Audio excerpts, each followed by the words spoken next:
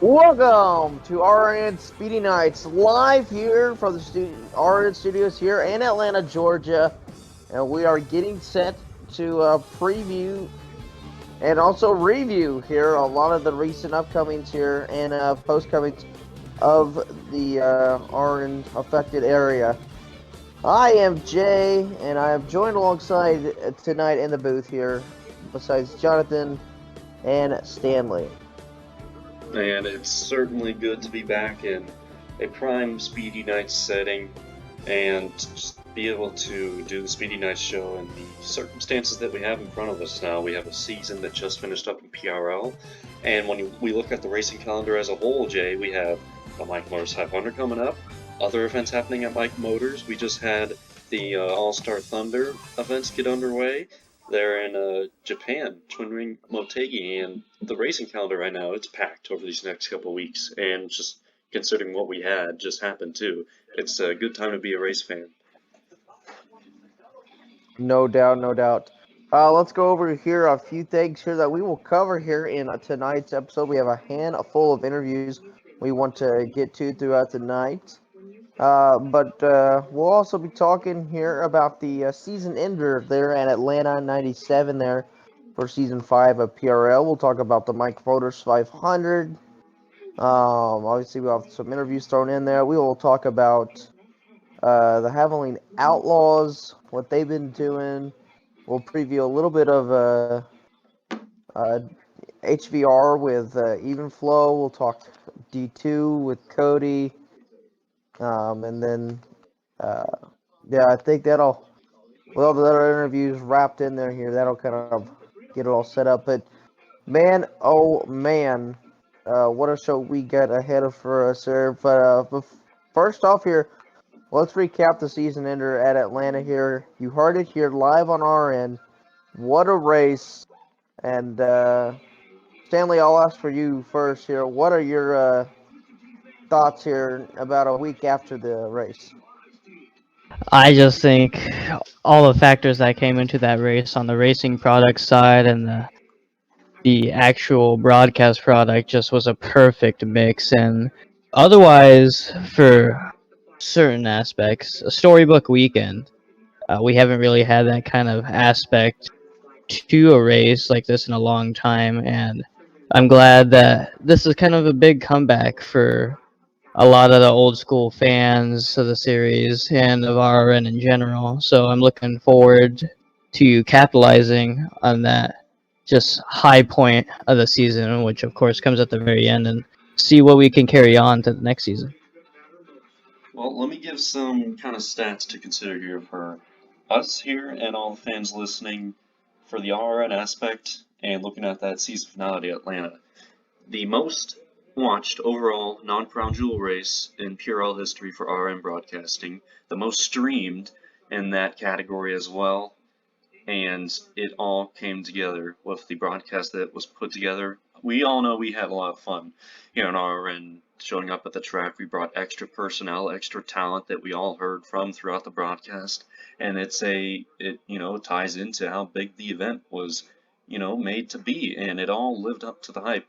And we had a blast covering it. We hoped we did the best. Certainly, we look back on, we say, yeah, that was really fun. We enjoyed broadcasting it, and the race overall, it seemed like it put on a good product for the fans watching at home. It was all around. It seemed like the type of weekend you want out of season finale, and that's what we're looking back on it now as. Season finale Atlanta for the first time as well at Atlanta. It's certainly going to be returning next season, and it has the bar now. The bar is set with this first season finale at Atlanta, so we'll have to see what's in store going forward. Yeah, no doubt. I think it was probably one of the best races I've ever personally sat down and watched here at the PRL. You know, being there and feeling the electricity was there the entire race, the whole race weekend here from when the haulers rolled in here. The crowd was ecstatic, and for the drop of the green flag, I think it was just it was a pot boiling, and it boiled over, and right there at the end, I think everything just culminated here, and man, oh man, it was really fun to see all of that, and I can't wait to see what'll happen for next season. we're a few weeks away for the start of that. There's still a lot of things up in the air for what's all going to go down with that. But I am so excited though to see it go down once again at Atlanta next season for the championship. That'll be really fun. But in other news, we'll talk here. Getting set 16th running of the Mike Motors 500. Also, 2 weeks away. PRL is going to be there big time. We'll talk about that here in a minute as well. Defending winner Austin Mitchell will be looking to reclaim his crown as the Mike Motors 500 champion. It is a big weekend once again up there in Buckins, Ohio. Can't wait to see them get going here. It all starts this time Friday through Sunday, and there'll be plenty of action. We'll go through the action though throughout the night. But just thoughts with the 500 right around the corner, Jonathan. I'll start with you. Well, it's going to be really the culminating, event of these next few weeks coming up. Obviously, it's able to also tie in with the preseason festivities and D2 of PRL happening all on that Mike Morris 500 weekend. What we know we're going to see is a brand new paved track. Right now, dirt sits on that racetrack, and we're going to have coverage of that big dirt event on Sunday, kind of the last event before they close the chapter on what that pavement of that facility got to tell throughout its story. And we're going to see what is in store for the new pavement. What type of stories will be told as we go through that next, lifespan of pavement. But it's a lot more than just pavement on that racetrack. It's the 16th running of the 500, and for most people, the 16th running of Mike Motors 500, that's enough to make them want to schedule their day around a Mike Motors 500, and that's what we have coming up in these next couple weeks.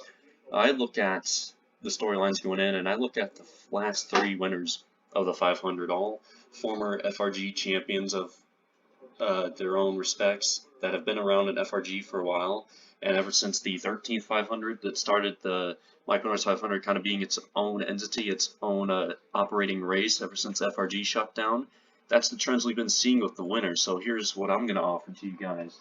Could it be Tyler Sage's turn? Could it be Christian Herzog's turn? Or another FRG champion, wins champion, points champion, regular season champion, any type of champion? What type of storylines will we see? That's the storyline I'm looking out for, though. Yeah, no doubt. I'm really excited for all that.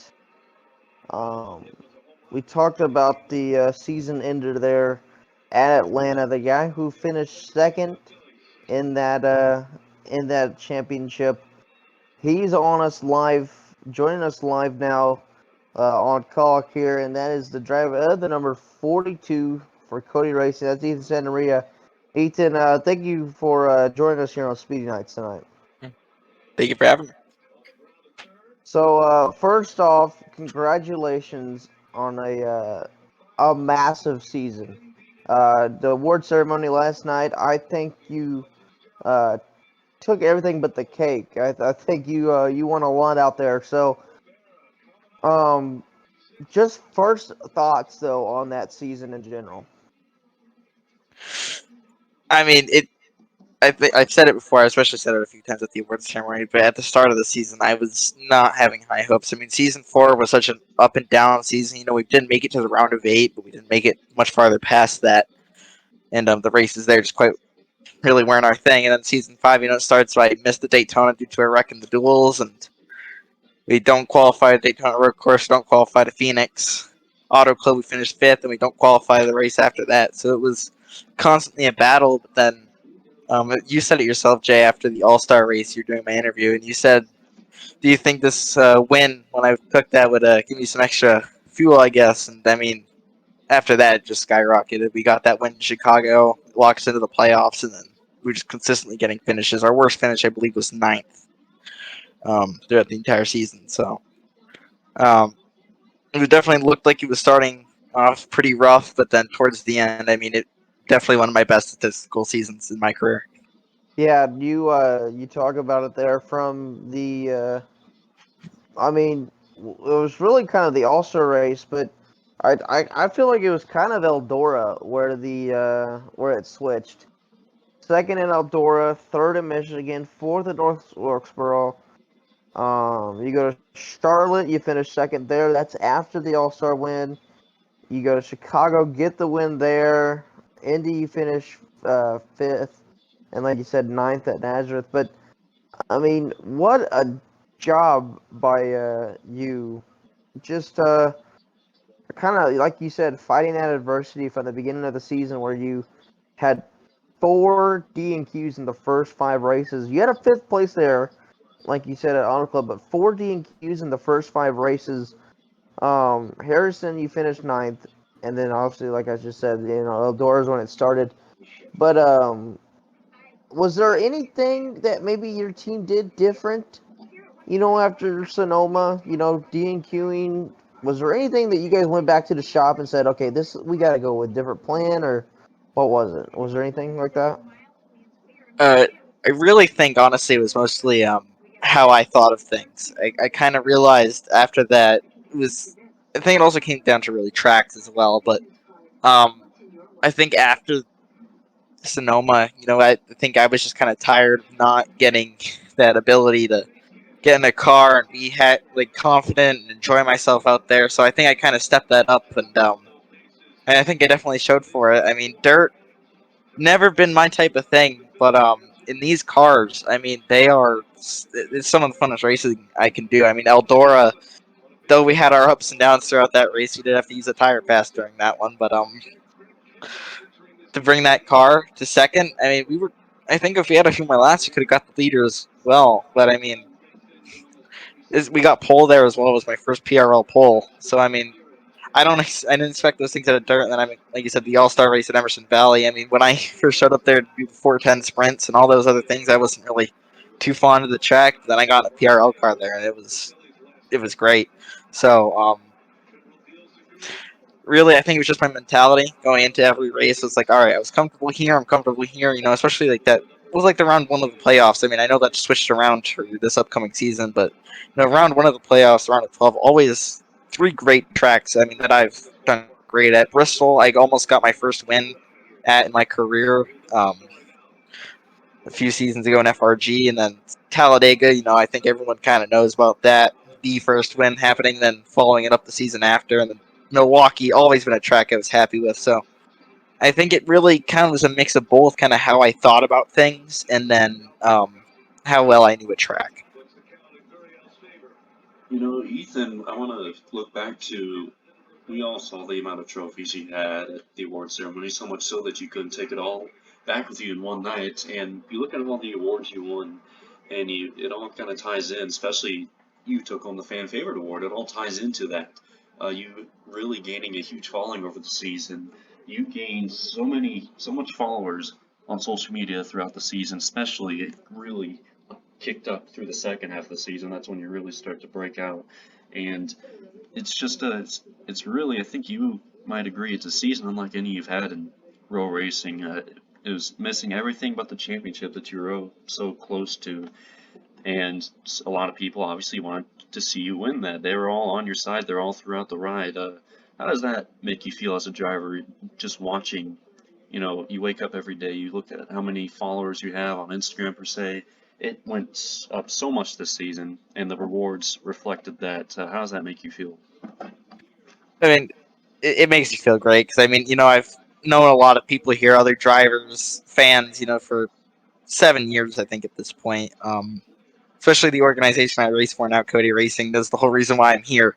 All the way back in 2017, I was signed as some kid who didn't know what the hell he was doing, but it definitely makes me feel good. It makes me feel like what I've worked for in the relationships I built with other drivers and people like that has really been noticed and recognized. So I'm glad that I was able to win awards like fan favorite, especially the Smith Award. That was not one I was expecting to get, um, but it definitely puts a smile on my face.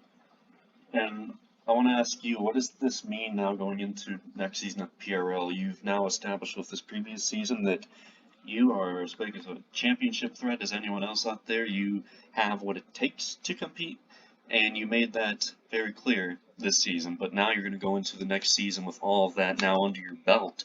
A lot of new experiences gained, and obviously a lot more fans that are going to try and generate momentum for you throughout the season, and it's all going to start at Daytona, and maybe even before that, the Clash and Mike Motors as well. What do you think is going to what's going to make this upcoming season different from this past season? I think definitely it's the expectations for most people. I had this amazing season, and I mean, I didn't win the championships. Hopefully, that curse doesn't really affect me as it has other drivers such as Derek Smith. So, next it's gonna be odd 'cause the new playoff system. I'm not really too sure about it. I'm not the biggest fan of it. I think the normal one was really fine. Maybe a few adjustments could have been made. I don't think redoing it was the whole thing. 'Cause, I mean, I've always never been a qualifier. I know a few other drivers in the field, never great at qualifying. I mean, I had my few moments, but there are certain tracks where I can't qualify at, and then Watkins Glen this season, for example, in that race at round of 8. I mean, I was not expecting to do good there, and I really qualified kind of towards the back of the pack, and I ended up nearly winning that, coming home second. So, I mean, it's one of those things where I hope that doesn't really cause problems for me throughout the season. I'm really gonna have to see how racing throughout that season goes coming forward. But we're gonna look at it race by race. Hopefully, make the Daytona 200 this time because I mean I've always loved racing Daytona. The pack racing, it's always a thrill. So hopefully we can keep our head strong there, and I mean hopefully we just keep that going over the rest of the season. All right. Just a few more questions for me. First off, Jonathan just covered there your expectations for next season, though. I know one race is coming up here that you would like to put in your trophy case. It'd probably be your biggest win of your career, the Mike Motors 500. You have been fast there in the past, and last couple times out, you have been a driver that might actually, have a chance of doing this. So, what is your thoughts here heading into the 16th running? I think I'm gonna just try and do what I did with the last one, the 15th running. We qualified fourth. We locked ourselves in through qualifying, and I mean that was a huge surprise for me. I was notoriously never good at Mike Motors, and I mean it's such a difficult track. Even if you do get that great qualifying lap like I did, it's such a tough track. Whether it's from other drivers, the size of it. I mean, especially in a truck as well. It's something that you really have to adapt to as it goes on. New surface once the dirt is kicked up that's there currently was hopefully change a few things on that. But I'm really just gonna keep my head strong for qualifying, try and make it because the heats those are make or break things, and if you can avoid those like you can if you're qualifying to the top 4, that's always something great. So I'm gonna try and do that again. Hopefully, when we get in it, just keep the truck clean for most of it, and then really start fighting towards the end. All right, and before I hand it off to Stanley here to ask the final two questions for you, um, do you I mean you got some new sponsors this season. You want to talk real quick about all that? Yeah. So the decision was made mostly with the team and kind of course, Menards. They decided they're going to stay with Cody Racing, which is always nice to see. They'll be heading over to the number 4 machine, where I newly signed Jonko. But we are bringing on NOS Energy and Z-Line Furniture Designs. So we have to do good there. NOS has always been a favorite company of mine for some other reasons. I mean, Z-Line Furniture Designs, they made an offer and we came up with a paint scheme. They liked it, so here we are. So, Menards, nothing but great. The 2 full-time seasons I've been here in PRL, especially last season. But it's going to suck to not have them on the car, but, they're stuck to be with the team, which is always nice to see. So these new sponsors are going to try and do the exact thing that we can, that we did with Menards, try and get those good finishes, a good season again. Really, we'll have to find out, but getting these new sponsors kind of feels like a new change, a new focus. So it'll hopefully help out. Now, Ethan, as Jonathan has stated before, you really picked it up near the end of the season. But I wanted to ask you, with the season 6 schedule now released, what tracks do you look forward to throughout that entire season to capitalize on? Which tracks are your strong suits? A lot of the tracks that were already on the schedule, such as North Wilkesboro, Bristol, Talladega, the super speedways, even Watkins Glen really now. All tracks I'm really looking forward to. However, there's a lot of those new tracks, especially those half milers, which as of recent I've become a pretty fan of. Kansas Speedway, definitely one that I'm looking forward to. I love that there's two lines you can work with there. You can ride it all the way up on the wall, or you can ride it all the way down towards the apron. So looking forward to that. Chicagoland is always a fun one with that curved backstretch. You're always on the wheel, really, on that track. So, and then Las Vegas, it's just a simple one. You can get the high line working, save your tires. So, I'm looking forward to a lot of tracks really next season. So hopefully we can be good, have a good pace, and hopefully the setups are as good as they deserve to be. Now you really showed up and almost shut it out during the playoffs this season. And now next season we are having a different system, and I remember you noted how you might not be ready for this change in your performance, but I will mention that this playoff you stayed within the top 3 for 4 out of the 7 races. Now when you look at it like that, not with rounds, just all 7 races consistency, you'd probably be neck and neck with Drew this season. And with the playoffs having relatively, or the chase having relatively the same types of races, same racetracks reoccurring, looking at that light, what do you feel now? It definitely changes the mentality, really, because like you just mentioned, it's all tracks that I'm familiar with now that I was surprisingly good at. Again, it's just the qualifying. I'm gonna have to hope I can set the laps down at qualifying, like the ones that I can during the race, and that's really just gonna be. I'm gonna have to put in a lot of practice, find the lines, find all that. So I think if I can do that, we'll be all right. Um, but like I said, I'm not really a big fan of this change for the playoffs. I think they were fine how they were. I wasn't really a big fan of how non-playoff drivers could, make that decision for playoff drivers. So, I mean, it's gonna stink, but we're gonna have to adjust, and hopefully we can do it well. All right, well, Ethan, here we'll know you got a very busy schedule here. We want to congratulate you on a great season here. I want to wish you luck in the 500 and on to next season here. And yeah, with that being said, thanks again for joining us. And yeah, good luck. And there you go. All right, that was Ethan Santamaria, driver of the number 42 here for Cody Racing and PRL Cup Series. We'll take a quick break. You're listening to RRN Speedy Nights, and we'll be back with more action. Welcome back here to RRN Speedy Nights here, and next segment here we'll bring up on the topic here is going to be none other than the Havoline Outlaws here, and we'll bring up the points leader in that in just a second. But first off here, I know Jonathan here, you've still been trying to keep up with it, but I'll tell you what, as of recently, it has been quite chaotic. The last couple races here from Knoxville and Eldora, 2 of the biggest dirt tracks you go to, produced some great showings. Chris once again won the pole at Knoxville, and really just was probably the best driver out there at Knoxville too. He ended up taking home his second win of the season and really extending his points lead, which is right now over Luna for 45 points over Luna right now.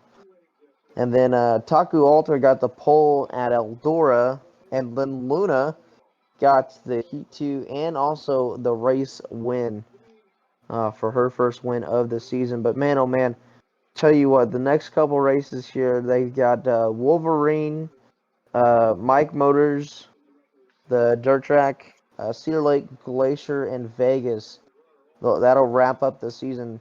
I really think we're in for quite a show here to end the season. Although Chris got a big lead, it could go away just like that. Oh yeah, and I was able to I know I'm not at all the Havoline Outlaw events, but I made sure I was at the Knoxville event, and that was certainly worth it.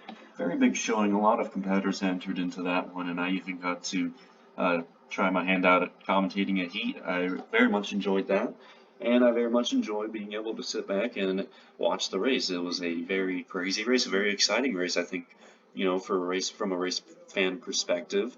And that was one of the bigger events of the season. Certainly, you expect that when we go to Knoxville, sprint cars, and it also further fed the narrative of what Chris has been doing this season. Christian Herzog put another full race together with him winning the pole and him being in victory lane when the checkered flag waves on the final lap in the main event. It's been the story of the season ever since we got through those first couple races, and Christian Herzog, once he got that points lead earlier on in the season, he hasn't let go of it since, and we're wondering, you mentioned those final races coming down the stretch, who's going to be able to catch him? And I certainly don't rule out anything. You mentioned Luna being there in second. It just takes, we see, when we watch these races, we see how crazy you can get on restarts, certainly. Chris could be in a position where he gets just bad luck on these restarts, gets involved in incidents, and it just takes a strong, string a couple of those bad luck incidents together throughout consecutive races where he gets bad finishes because of it, and that's all it takes for a points lead to just go away, just like that. So you got to tune in for these final Havoline Outlaw races. Nothing is guaranteed, no matter how good Herzog's been looking this season. I certainly will be tuning in because I think it could definitely get crazy and unpredictable down the home stretch here. Yeah, this was the second time here we had rolled into Knoxville earlier in the season.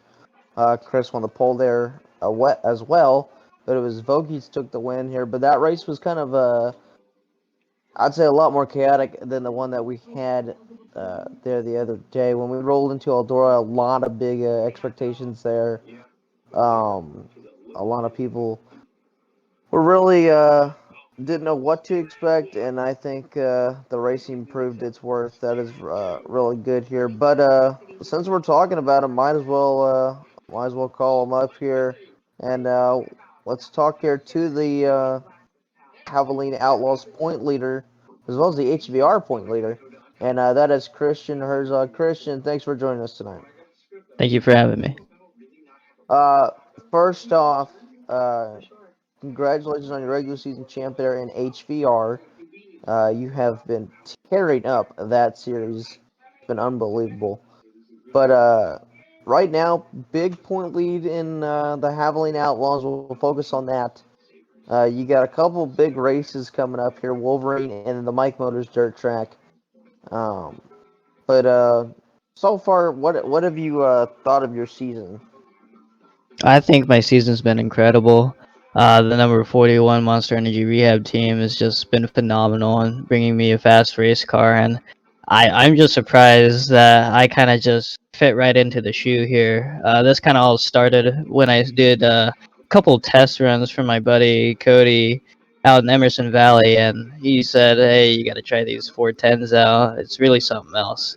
And I was kind of iffy at first. I wasn't really that keen on the dirt racing scene, but man, once I strapped into those cars, I just felt that power and just really saw the potential in what these had. And I kind of doubled down on myself there. Really thought that I could make something work with these cars, and it's been showing.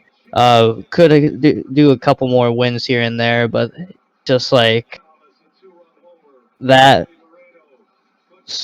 you can't always just secure it. It's so crazy. This has probably been one of the most competitive fields I've ever raced in, and I don't know if that's just my age showing or if it really is just that tight of how good these drivers are. But man, there's no moment where my heart is not pumping. Well, you really have been venturing out into all different types of disciplines and racing right now. We look at what you're doing right now. You mentioned HVR, the Havoline Outlaws. Now, upcoming, you're going to be participating in PRL on a partial schedule. I want to just simply ask, where does all of this drive come from to be this involved? And no, don't let me. almost forgot to mention the Thunder Challenge, the All-Star Thunder Challenge as well, just to add to the already crowded list of what you're doing racing-wise. And so, to go back to my question, what gives you the drive to just do all of these types of racing? I actually have no idea. I guess that taste and success and that vigor in my heart just really keeps me going, and it's just something has sparked between me and these series. My driving style. I've noticed that it really helps me out. We've been able to produce results, and I there's only so much time I have left here to where I could be capable like this, and I might as well go with the flow and put myself out there while I still can before I eventually, will have to hang it up. But we're in the moment right now. We're still chasing after it. I love this team. Har has been great. Looking forward to just putting on a dominating show for these fans, for our sponsors, and just can't wait for what's next. And I want to piggyback off of my previous question and your answer and ask you what's in it for you of all of this. Obviously fun is one thing, but I want to see if I can't get the deeper answer out of you. And people would agree you have nothing to prove through your legacy in racing, what you've done priorly before this, second coming and this drive that you have to be involved in all these series now, but what is in it for you? What do you want to get out of this the most as you continue to race now with what you're still in? What's in it for me is time and memories. This is kind of just all came up again when I got back with Cody, Zach, Derek, Tyler, Adam. I can't name them all, but it's such a great group of guys there. They really welcome me with open arms again, and I really reminisce about those COVID years where we really pumped out those races, and that was just incredible what we were able to do back then. And it's just another moment, opportunity has arisen right now, and I just really enjoy looking forward to racing my pals, my buddies, and kind of just flexing our old muscles here. But really, I think it kind of stems out of HVR just pulling me from the dust. If it wasn't for Even reaching out to me and just inviting me to do that one off at Mike Motors, and just to be able to show up, do well, great battles with Cody Sill, Zack Tafelski all race. That was just so incredible, and it really opened my eye there that I just missed this so much. And to be able to win that event means a lot, just because over time, of course, I wasn't the biggest advocate for Mike Motors, but watching it grow and watch it become the spectacle it is, it just means so much to me. Even just a little HVR win, it is a statement for me. And out of that, I do want to mention that I think I will be running for the next Mike Motors 500. This 16th one, I think, is some specials brewing up. It really seems big. All these series come together. This influx of drivers, these people. You know, I think this will be one of the most special Mike Motors we've seen. Yeah, you talk about it there. No doubt the Mike Motors 500 coming up. I'm just about to ask you that though.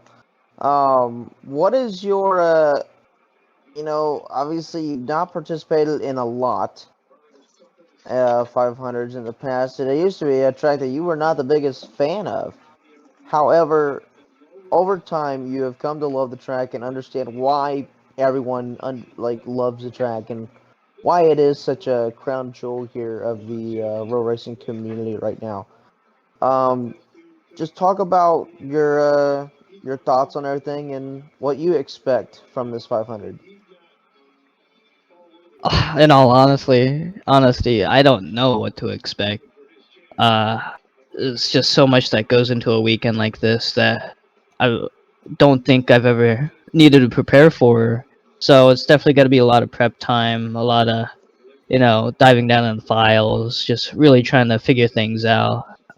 Looking back at the archives, trying to dissect what I can do as a driver to show up at the end there and win that race. I mean, it's kind of like a lottery, but I feel like nowadays just uh that Mike Motorcorp is just put in so much money that they really have a great product out there now.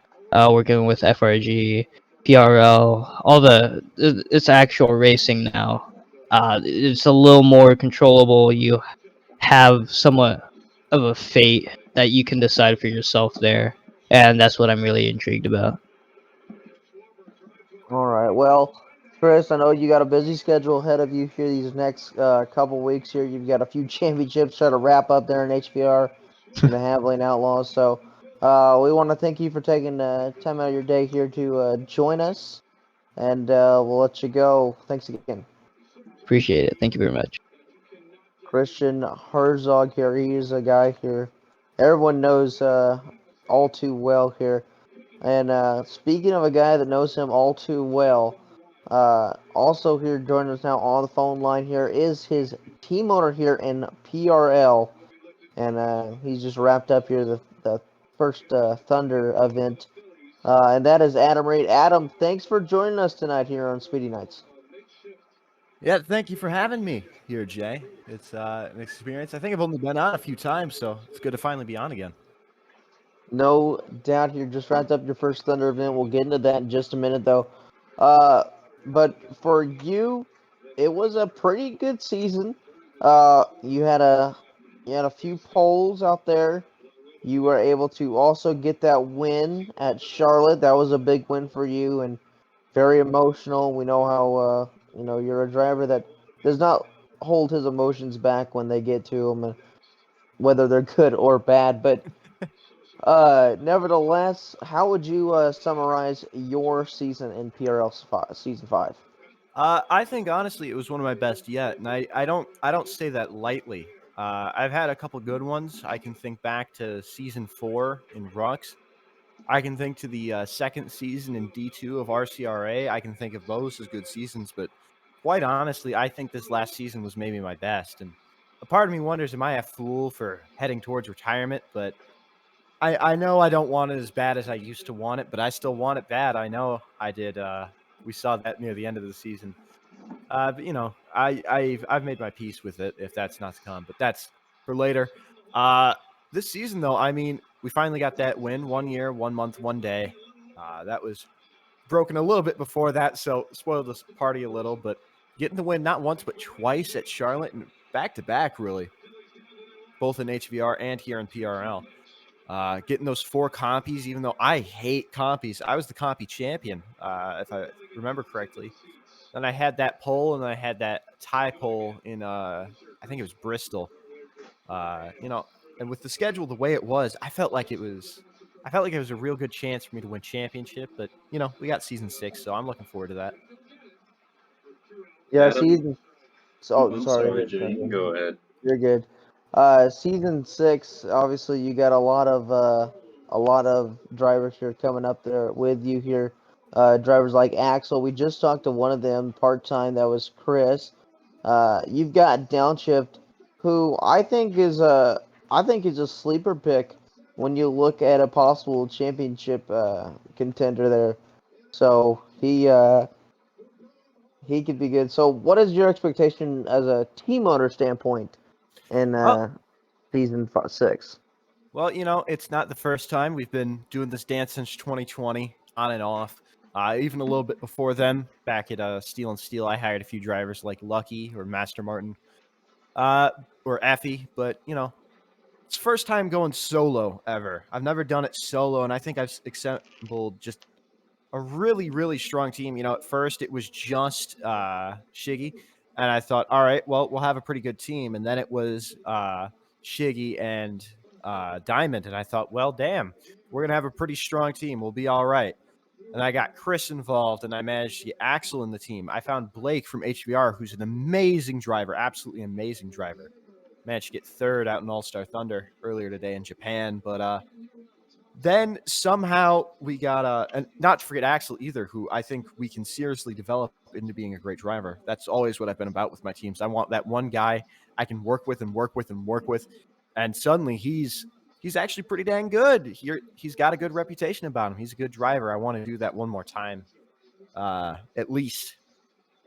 And then we got Derek Smith. I mean, we started the season. I thought, all right, season 6, we're going to build on it. Season 7, we're going to really be able to attack it. But it's been such a roller coaster of a silly season that honestly, I feel like ARI really does have a shot at fighting teams like PDR or Hackenberg Racing or Pepperoni Hackenberg Racing or Cody Racing. I think like ARI, Podium Racing, Cody Racing. I think those 3 got to be a pretty close battle for the team championship.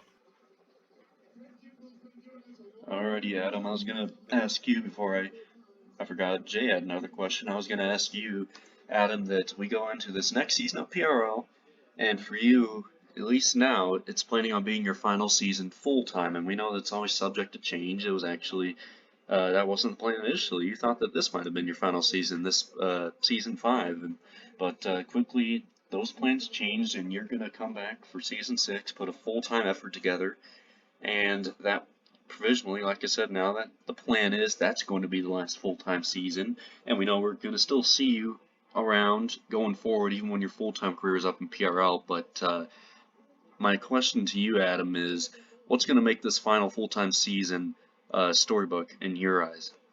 I think Storybook, well, obviously Storybook is winning a championship, but let's go a little bit more realistic here. Some expectations we can actually meet. You know, we got Budweiser back one final time. We got Interstate Batteries back, who were a big part of my career. I know a couple of y'all know that from the past. We finally got a deal with them. It was part as well of conversations restarted with Derek when he brought over X-Side on his car. We were able to talk with Interstate again. We finally got something working. They're going to be sponsoring us a lot next season too.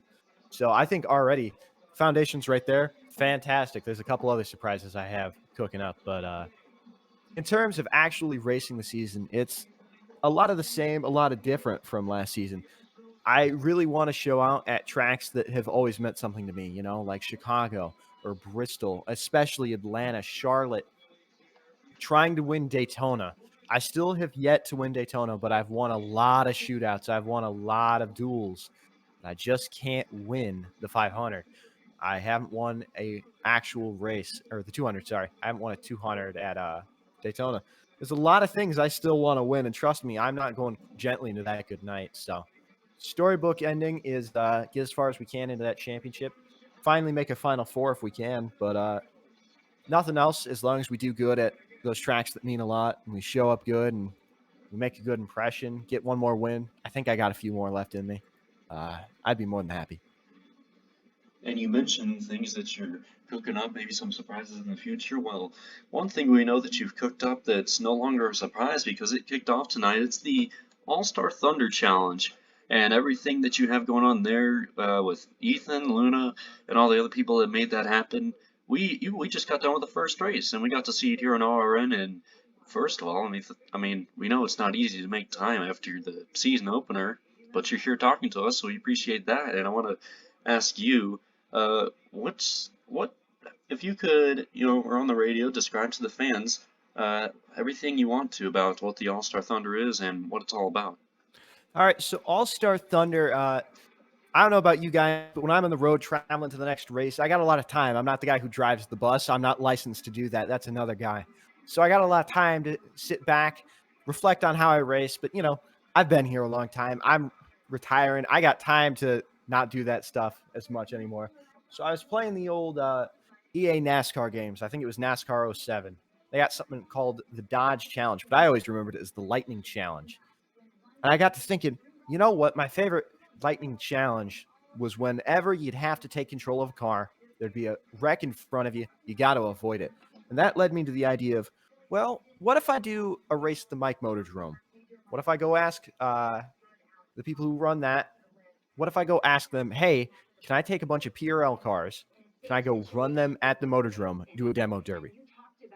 And that's where it started. And then I got to thinking, well, hell, if I can do that, maybe I can run a little race schedule here in between PRL, give people some time, you know, just to have a little bit of fun maybe in the car.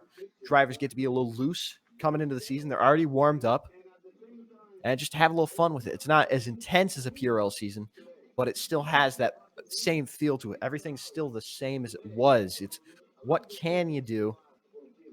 But so that happened, and we started talking about Motegi. We started talking about Coca-Cola. We started talking about all these tracks. I think eventually I got a list of about 30 or 40 tracks and maybe like 20 different ideas for lightning challenges, and we realized, well, we can't fit all of that into a schedule. So 5 races. We just finished the first. We'll have 2 more next week and 2 more the week after. The 5th race, of course, happening just before the start of the PRL season opener. But I figure good for the fans, good for the drivers, good for everyone, really. We're going to go to a bunch of tracks PRL's never been to before. We're going to try some rules PRL doesn't currently try. We're going to run during the PRL off season, and possibly we might run during an HVR off season. That's still being talked about, but it's just a way to give the drivers something to do when there's not as much to do. They still want to stay loose. They still want to keep driving. I know I did. I wanted to offer them that. I wanted to offer them places they've never been before. I want to go back to places like TriStar, or a place that only a few people even have ever driven at, but I absolutely loved when I was driving it. Or even more normal stuff like Martinsville to tracks in like Mexico, like El Dorado. There's a track in Angola that we're looking at right now. I mean, it is truly insane the things we can do. And it's just such an open play field, and it's so fun to be able to sit from a different side. I've sat from so many sides. I hosted a few Rux races when it was called upon me. I've been able to commentate a bunch of races. I've been a team owner at races. I've been a driver at a few races, but I've never been a league owner. And it's just such a fun experience. And the Lightning Challenges, they're a separate part of the season. So there's 5 races in a season. There's a Lightning Challenge. They'll happen not only just before a season starts here in All-Star Thunder, but the Lightning Challenge could be at any time. It's things like demo derbies, figure 8 racing, rallycross. I genuinely want to see a PRL car try and do rallycross. I'm going to take half the field, drive half forward, half backward. We're going to see who wins. I want to see if I can do endurance racing. All kinds of different ideas. But that's for the future. So I really hope that people really like this idea. They latch on. If nothing else, Lightning Challenges absolutely are going to continue into the future. So I've spoken a lot here about that, but yeah, I mean, I was gonna say that's about as good as a series promoter as you can get. It's almost like a natural born talent for you. You went to town there, and that's what you got to do. Promote that All Star Thunder. Good job there. it's my Carney blood. Yeah. Well, I guess only one more question to ask you though, and that is the event that will be coming up here in 2 weeks. It is the Mike Motors 500. It's right here once again here. It always is somehow around the corner. I know you haven't been a part here, but only the last handful. But what is your expectations for this upcoming 500? Well, I've done a few 500s. I only did one in FRG. I've done a few that are not FRG sanctioned. Just the independent ones, or maybe it's just a race at Mike Motors, but it's not actually the 500. I've never done too well, I've noticed. I tend to prefer the Motordrome. It seems to suit me a little bit more, and they're very different tracks. I always seem to get into the race. I do all right, but something or other, I get hit into a wall. I think the Motordrome for me, it's just going to be a lot more about history. It's going to be a lot more about the fun and the atmosphere that the place has to offer. It'll be my last time as a driver coming to the Motordrome, no matter what. I mean, maybe in the future, sure, I'll pop up for an event or two, but this is quite likely my last 500. So I've only run a few. It'd be awesome to win one, but more than anything, I just want to go out there, have fun. I want to see exactly what I can do out there one more time. But 500, it's got such a fun atmosphere to it. It's such a big deal. Hopefully this time I'll actually get on the pre-show panel. But I'm really looking forward to it. Honestly, as scary as it is, it's one less race, or it's one more race towards the end of my career. But at the same time, it's one more race that is one more opportunity to win, and I want it bad. So I'm really looking forward to the 500. All right. Well, I appreciate you very much here for joining us tonight. This was great hearing from you here and talking about your series, talking about your career, and talking about your season coming up. So, with that being said, thanks again, and we'll take another break here. You're listening to RRN Speedy Nights here, and the RRN Studios here in Atlanta, Georgia. Welcome back here to RRN Speedy Nights here live from the RRN Studios here in Atlanta, Georgia. And we come back here. We're getting set. Like we said, we're just weeks away here from the 16th running of the Mike Motors 500. And let's give you a Friday preview of what to expect here from the quarter mile. Friday here is expected to be the first day where action-packed racing is on the track here, and it all starts off with PRL Clash qualifying and heats, as well as the D2 qualifying and heats for their season opener. That is all on the oval. Then that night, the Clash PRL Clash is on the track. There is actually even another possible entry there. It might possibly Silver Crown asphalt sprint cars, more like it, might be on the track as well. So we'll see what happens there. That's still a big work here with how the track is. There's so much that can happen there. Then that night, just walk right on across the street. Hell, take the pedestrian bridge if you want, because it is time to go 300 miles an hour down the Coca-Cola drag strip. The Pro Stock modifieds will be there, as well as the funny and top fuel cars. So can't wait to see that. That is the Friday preview show here. One guy who we know will be there for sure here, and that is the 10th running of the Mike Motors 500 winner. That is EvenxFlow. Even, thank you for joining us here on Speedy Nights. Yeah, thanks for having me, fellas. First off here, I gotta say here, was a kind of a surprise of how you did here in season 5 of PRL. I don't think you ever expected anything like that.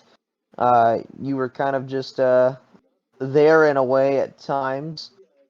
You did get that win though at Homestead, so that was a big win for you guys. But what is your first thoughts on what there is ahead for PRL season 6? Yeah, season 5 was kind of a disappointment in the fact that I couldn't really make the amount of races I initially anticipated I would make. At first, in season 5, I was thinking it would be a part-time gig, and then for a while I was thinking it'd be a full-time gig, and podium, real great people, real great team environment. They were willing to offer me that, wanted me to give me in that number 10, and I wasn't really able to make the races that I should have made in season 5, and that's life. We did get that win in Homestead, and that was a really fun time. It was a really fun race. Season 6, we're looking ahead, and this season I'm very confident in that not being a problem anymore. I've really committed to this PDR team. It's a really great team. It's a really great group of guys and gals. That get these cars ready every week to go out there. And I want to go out there. I want to really make it happen for him, because I know I got the skill. I know I got the speed to be one of those front runners for the championship. That's my number one goal this year, and I haven't really had a chance to say that since probably the end of FRG, quite honestly. So that means a lot. This is going to be a really big season for me. This is going to be a season where I really lock in, where I really focus on points, where I really focus on trying to put on the best shows I can every single night, and it's going to be a lot of fun. I think we're going to be winning a lot of races this season. Hey, EvenxFlow, it's good to see you again, and certainly I think you, much like I think all the drivers we talked to tonight, come off of the race at Twin Ring Motegi, excuse me, and you had a good run there. I think you led the most laps, or you're definitely up there. And just speaking of racing in general, you kind of touched on your plans in PRL, your Season 5 didn't go to plan from the standpoint of activity, but you got to win in Season 5, and that's always good. That'll show up on the stats forever and ever. And you just now mentioned that you're going to really commit to Season 6. But my question to you, EvenxFlow, is how have you kind of gone about just kind of choosing what exactly you fully dive into when it comes to physically getting in race cars and racing throughout the different series that we know you've been around in, and you know what's all out there right now, because it's been touchy for you over the course of things after, as you mentioned, the end of Ferg. So when it comes to full-time racing, at least, so can you kind of describe how you all decide what you race in and what level you're allowed to race in it in? Well, yeah, that's a good question. To be honest, until a few weeks ago, I hadn't even really considered it. I just waited for an opportunity, then I hopped in a car and I drove as well as I could. That's kind of been my MO since the end of FRG. With the way things have went, with the way PRL has went, for quite a while. I wasn't really in a position where I could, really plan ahead. It was kind of spontaneous on the spot like that. But that's just kind of how things are. But no, this season is something where I think I have something around me that I haven't really had since FRG. Well, FRG, we had Har, and Har was a hell of a team. Hell of a team. We had a really great team environment. It was a really great team setting, and that really helped me. And heading into PRL, I had my own team, and it was a good time for a while, and I did enjoy Metallica. I did enjoy, the success that EXF, Metallica, whatever you choose to call it, had, especially with, Wesley and Jay and all those people. But PDR, Podium, is just a team that I haven't really had a chance to ever be on since Har. Since Har, when it comes to team chemistry, all the people on this team are people that I, really enjoy racing with, that people I really enjoy working with, and there's a chemistry on this team that I don't really think I've seen in any team I've raced with.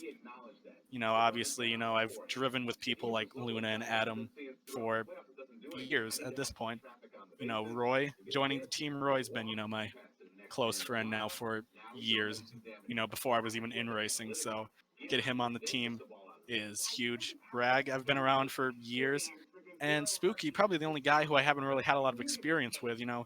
I've talked to him a lot, and he's somebody who I think is really going to step up this season, is really going to be, somebody who catches a lot of people off guard. He seems like he's really got a good head on him. I'm really excited for this season. I'm really excited for this team.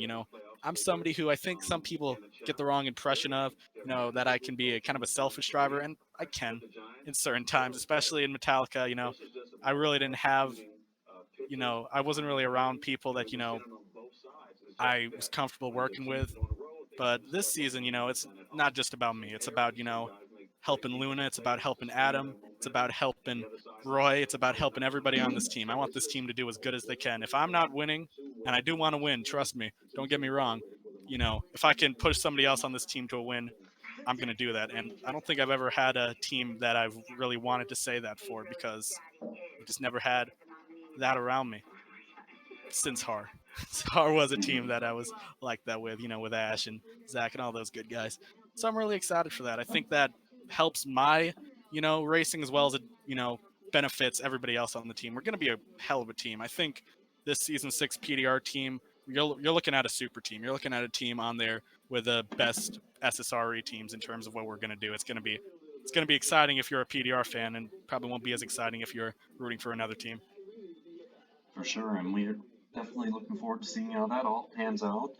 For a former FRG champion, it's always fun to follow the careers of those, and we get to talk to you. You're the second consecutive driver who gets to talk to you not only about your current competitive racing endeavors, but you preside over a series that you're very proud of, and for you, in your series, HVR, it's the high voltage racing, and it's reached the point where it's almost about to wrap up the regular season and head into the playoffs.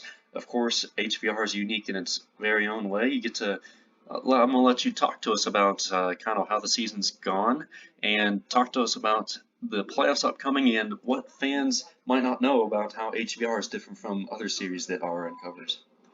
Yeah, yeah, I'm happy you brought that up. HVR is, kind of my baby in terms of this whole thing that we do, this whole little community. I've loved every single time I've gone out there and I've gone to host that series. It's been such a blast. It's been such a blast to get, those guys in, get a just really good racing. I think the thing that really makes HVR, unique in comparison to, some of these other series, like FRG and PRL and Cookout and now Adam's series, although that's very young, very tough to tell what that's going to turn into, what that series reputation is going to be. I think what makes HVR its own, very unique product is just the, you know, level of just competitiveness that you can see. I think there's been some really recent races that really go to show how well these cars drive with each other, how well these drivers can drive with each other. You know, one of the best things about this community is how basically everybody knows everybody. Everybody, has a lot of history with everybody. And in HVR, we've really seen that come to, a head. We had some really great races, some great finishes at Knoxville, Old Spice. It's been a blast.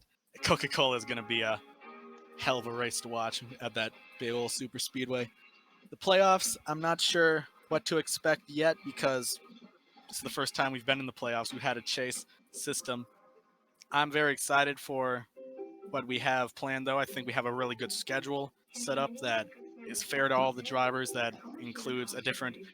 When we were setting up the schedule, we really wanted to make sure that there was a different, that each track felt different, that each track was very unique from each other to, really make sure that whoever wins the championship is the person who's the consistently best at any type of track we throw at them. So Chicagoland, North Wilkesboro, Watkins Glen, and Rockingham. I mean, it doesn't get much different than those four tracks.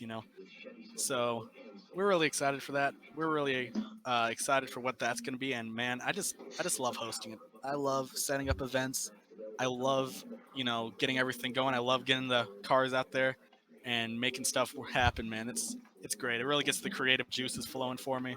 That's why I started it. I wanted to really add my own little spin on this whole on these type of cars. And yeah, it's been a blast. It's been real fun, and I'm really excited, to finish off season one, head into season two. Of course, we got the Old Spice Nationals in the middle. That's kind of our marquee event. That's something to really look forward to if you're a driver. Big payday if you're able to win it. But yeah, we're really excited for it, and we're gonna keep hosting it. We're gonna just keep having fun with it because man, it is sure a lot of fun to do. Now, even rolling off of that with HVR, as the season is about to come to an end, do you have any predictions per se?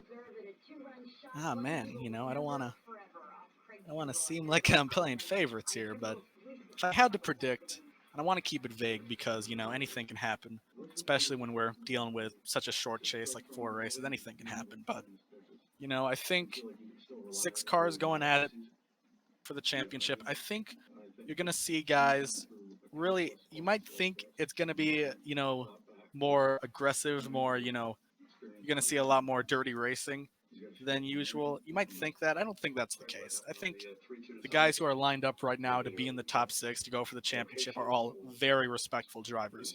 And it's not completely set yet. There's still a couple of spots up for grabs. The final spot, Blake and Dar are basically neck and neck for that. I don't think it's going to matter.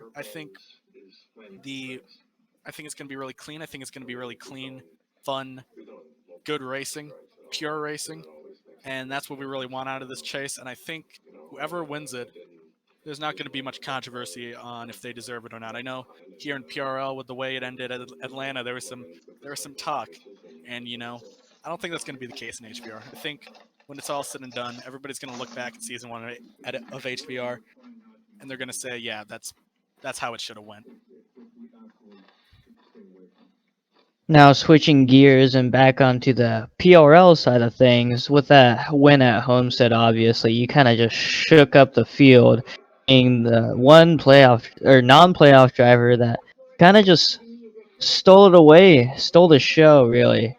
Now, looking forward to next season with your joint venture with PDR, how much of a run can we expect from you and that team working together? Do you think you're gonna make the playoffs or the chase? And how deep do you think you could get? Well, when I made the announcement on my intentions for season 6, I made it clear that my personal goal is a PRL championship.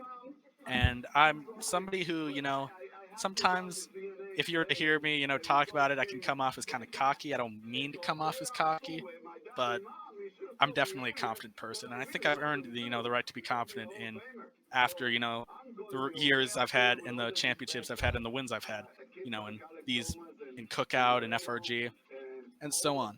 You know, so that is the goal in season 6. That's the number one primary goal. If it happens, to be determined. But every time I go into a race, I'm looking into it no matter what. In my head, I'm thinking, okay, I'm gonna win this thing. And even when I don't win it, and happens plenty where I don't get it done, I look at it and I say, okay, there was some good. I did some good. I did some bad. I focus on the.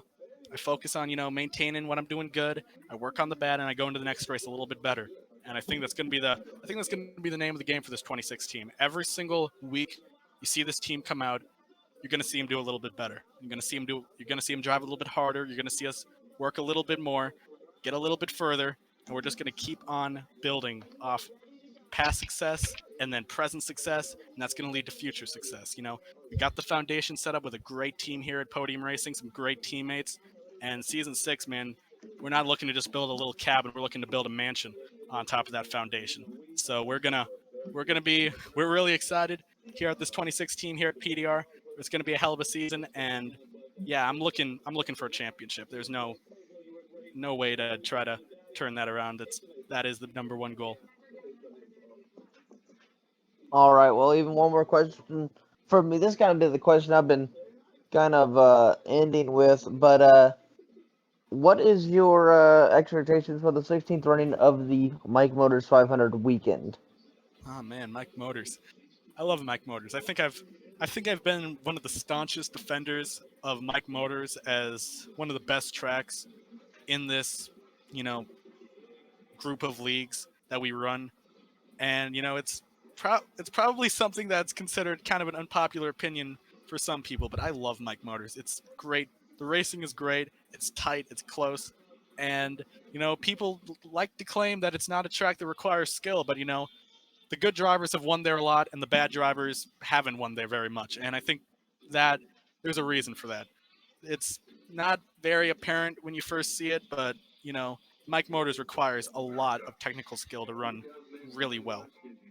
And I think I'm one of those drivers Mike, who has a pretty good resume at Mike Motors. Obviously, I have a 500 win. I've won there, I think, a couple times in FRG. I've won modified races there. I won the Clash, I think, in season 4 at Mike Motors.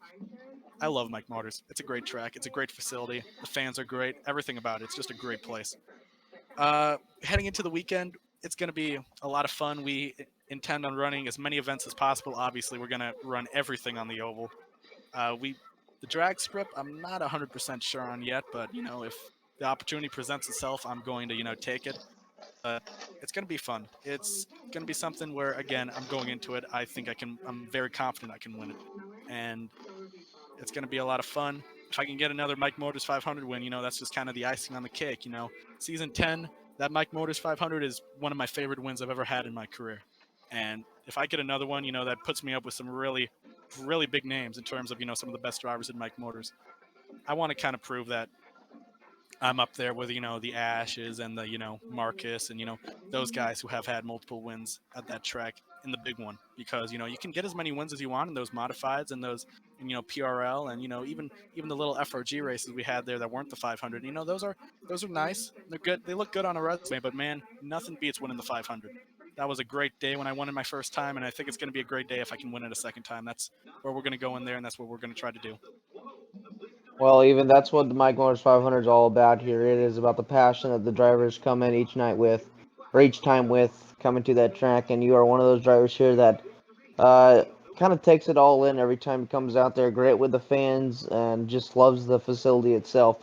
So once again, thanks again for joining us and letting us talk. Pick your brain for a little while. We'll let you go, but good luck here on your future endeavors and with HVR as well. Yeah, thanks for having me.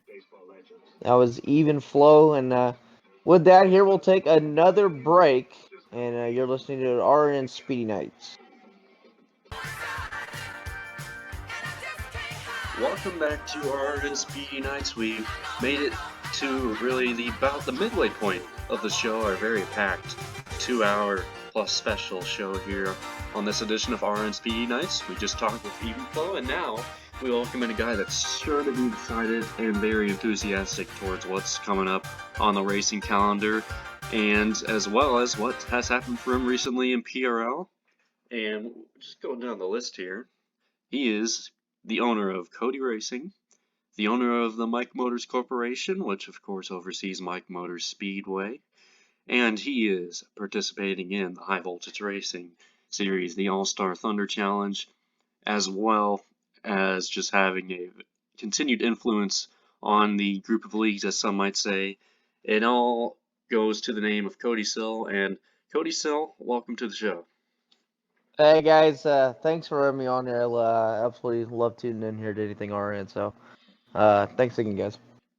And the one thing I forgot to mention on that list, Cody Sill, is that now he's also the brand new owner, series coordinator of PRL's brand new second division, and that's going to be the Division 2 Truck Series presented by PPG Paints. I'm sure he'll be able to tell us the proper name of it. I know they came to a finalization on that. Here, what is it, Cody, actually? Yeah, it's the PRL PPG Paints Super Trucks. Yeah, there you go. So yeah, we're excited about that here, and I can't wait to tell you guys more about that here in a minute. Yeah, that'll be coming up shortly. For now, we're going to talk to you, me and Stanley on the panel here, and we're talking about PRL.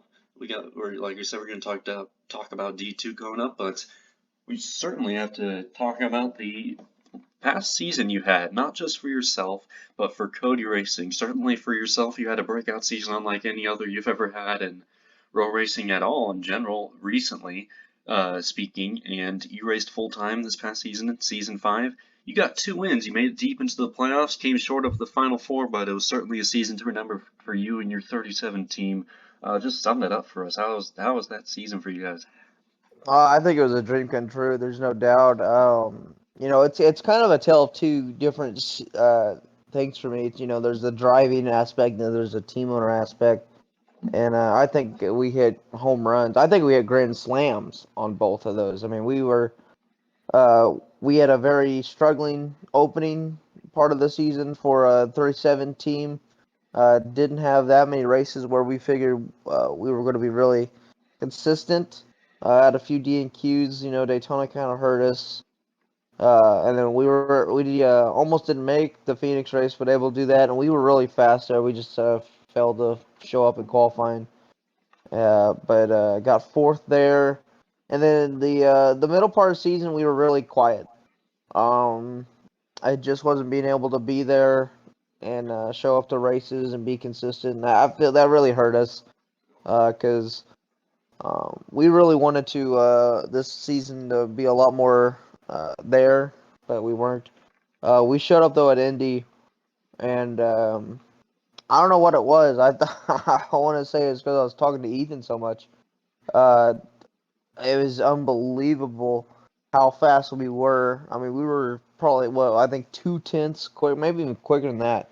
We were so quick in qualifying, just raw speed, and I mean, we almost swept the race in general there. We finished second at the compy there to Lucas. But yeah, that was a great race. Nazareth, we struggled. We were actually okay at Nazareth. Bristol, though, we were pretty fast there. I think we qualified fourth.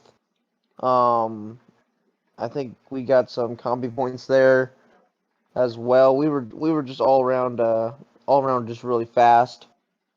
And we had a lot of troubles though with our handling.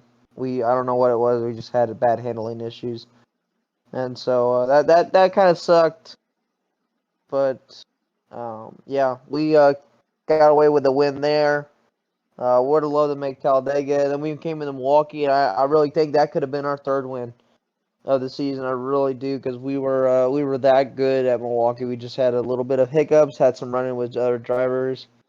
Got a top 5, got the combi, but it wasn't what we wanted there at the end. And then the round of 8, we just struggled. We had run-ins with drivers. We just did not have good raw speed. Honestly, the best track that we probably had speed at was Rockingham, and we didn't even make, to halfway in that race because we got wrecked. So it was kind of a disappointing, but I didn't see it that way. I saw it as really the big picture was for the 37 team. We really, I feel like we kicked ass and when we needed to, and honestly, as long as we could show up and everything, I think we could do the same thing even better this season. So that's from a driver standpoint. Now I'll get to the team standpoint here in a minute. And that's actually what I was about to ask you about before I hand it over to Stanley. We're going to focus on talking to you about your current competitive racing endeavors right now, and then we'll shift to D2. But for now, my next question, I wanted to ask you about Cody Racing. Coming off of the team championship, you guys got to hoist the trophy at the award ceremony yesterday, and it was certainly a special season for Cody Racing that you got to be a part of, got to be the owner, of course, and just everything came together for the team when the opportunity presented itself. SSRE was not in the team championship running like previously in the prior seasons, and you guys got into a really heated battle with podium racing. Just kind of describe to us what all that went into that team championship, what made it happen, and what the future holds for next season in PRO when it comes to Cody Racing. Yeah, we started up this team here and got up season 4 here. I knew it was gonna be it wasn't gonna be easy. We had a lineup that I was really happy about, but I wasn't um expecting a lot of these guys. I didn't push these guys to say, okay, we need to show wins. I just wanted them to go out there and really have fun, and just try to finish races here. I know we got the win in Eldora with Mike Balls there in season 4. That was a real big step. Honestly, getting a win was probably just a win on the season anyway there. But this season we came in and we were like, you know what? I think we could do something. And Shiny kicked us right off with that big win at Mike Motors. Honestly, Mike Motors for the Clash. I think that was the Cody Racing Clash. Really, we had we had over half the field in that, and we actually swept an entire heat, which was bonkers. All 4 drivers, getting into the heat. I think we may actually. I take it back. We may have had 6 drivers. I don't know, but it was unbelievable. Shiny gets that done there, and then we flip on to Daytona. Shiny takes home the win there, and Shiny really had a good season. I feel like he didn't get the finishes that he always wanted. And we talked about that at times. There was a few races where where there were like little mistakes here and there, and he understood. But that's just racing in general. I mean, he really he got he did unbelievable in my opinion. I think he was a little hard on himself at times. But really, the point where I think our season switched was the All-Star race. Now, I know for Ethan, and I was listening earlier when Ethan was on here, Eldora was kind of the start of his just unbelievable tear. I mean, he went 6 straight races with a top 5, and that was, unbelievable. And that's including a win now. Or that's not including the win at the All-Star race, but I think the All-Star race was a switch. Um, I'll still never forget, battling Ethan off of turn 4 at Emerson. A lot of people said, man, you'll let your driver beat you. Aren't you mad about that? He could have won that All-Star race. I'm not mad at all. Cody Racing was in victory lane either way of that outcome. It's an All-Star race. We had fun, and man, oh man, that was just really that was a turning point for I think everyone on the team. We started clicking a lot more. We started really getting the finishes better, and then we hit playoff time, and I feel like myself had the first and the 5th place at Bristol, Milwaukee. Ethan, he finished 5th, he finished 2nd, he finished 7th. Shiny got 4th and 7th. So, I mean, we were contending in, I feel like, in almost all those races. As for me, I really fell off in the second round, and both Ethan and Shiny took off. I mean, they were unbelievable. I couldn't ask for any more. When we came into Rockingham, we had a plan. We said if we can get just one in, that'd be great. We had 3 chances. I went out, and man, watching that from the motorhome kind of sucked as a driver, but I can't tell you how happy I was when two guys make it in. And then as for the championship, man, Ethan, he's a champion in my book. I mean, that I've literally watched that kid, start his career. We all back in 2017 here driving for the trucks and rucks. It's unbelievable how you watch a career like that grow. Um, a lot of people doubted him. I will say that a lot of people have doubted him. Um, I don't think he's gotten the credit that he deserves. He's one of the most consistent drivers out there. Um, and he's a driver that if you put him in your car, one way or another, he's going to finish that race. Now that may not always be a win or a top 5, but by gosh, he's going to finish that race for you and try to keep that car clean. So that's what we love about him.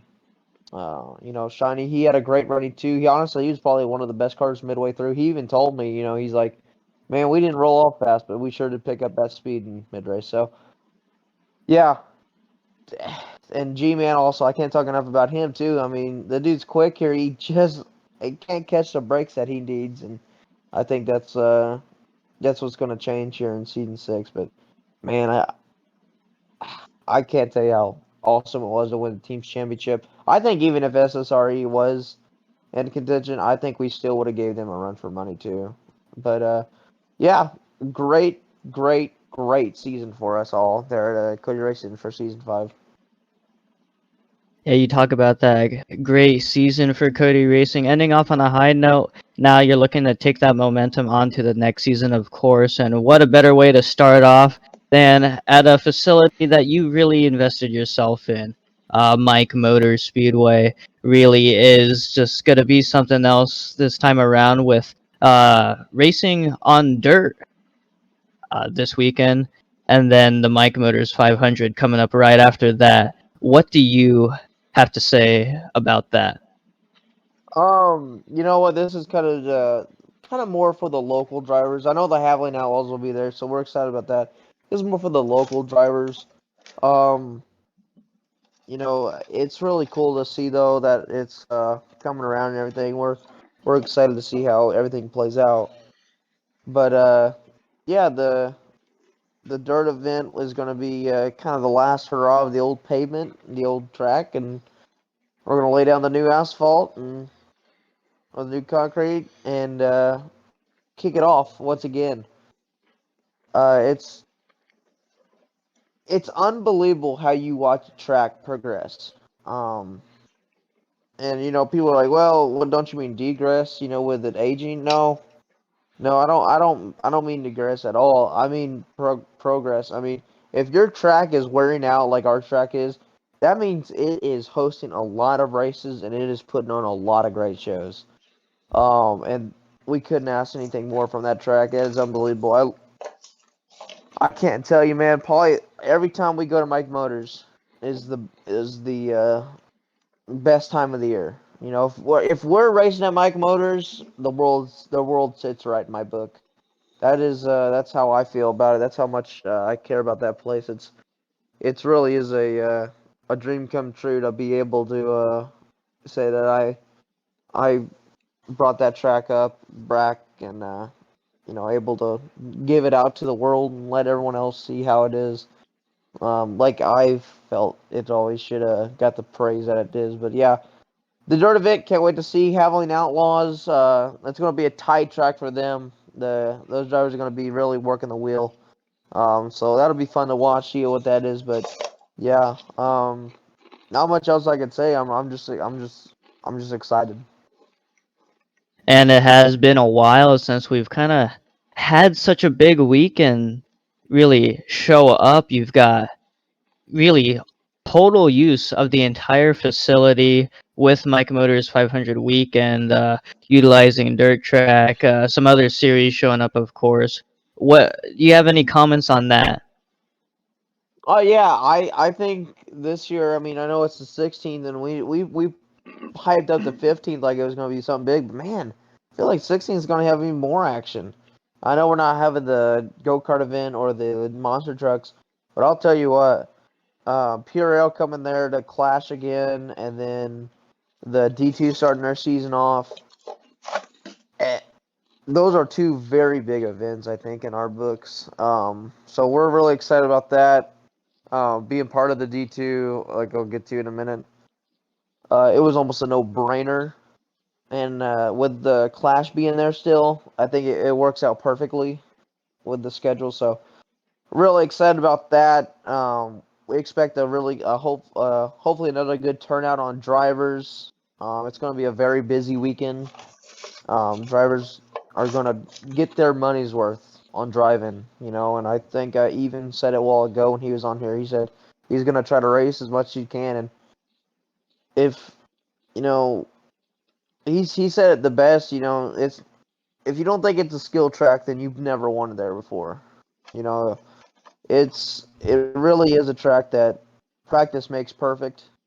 There's drivers that have perfected that track, and there's drivers that just have never figured it out. So I I'm ready. There's going to be a lot of new renovations done to the track, and for people coming there the first time, um, I hope you have an absolute blast, and I hope it makes you want to come back every other time.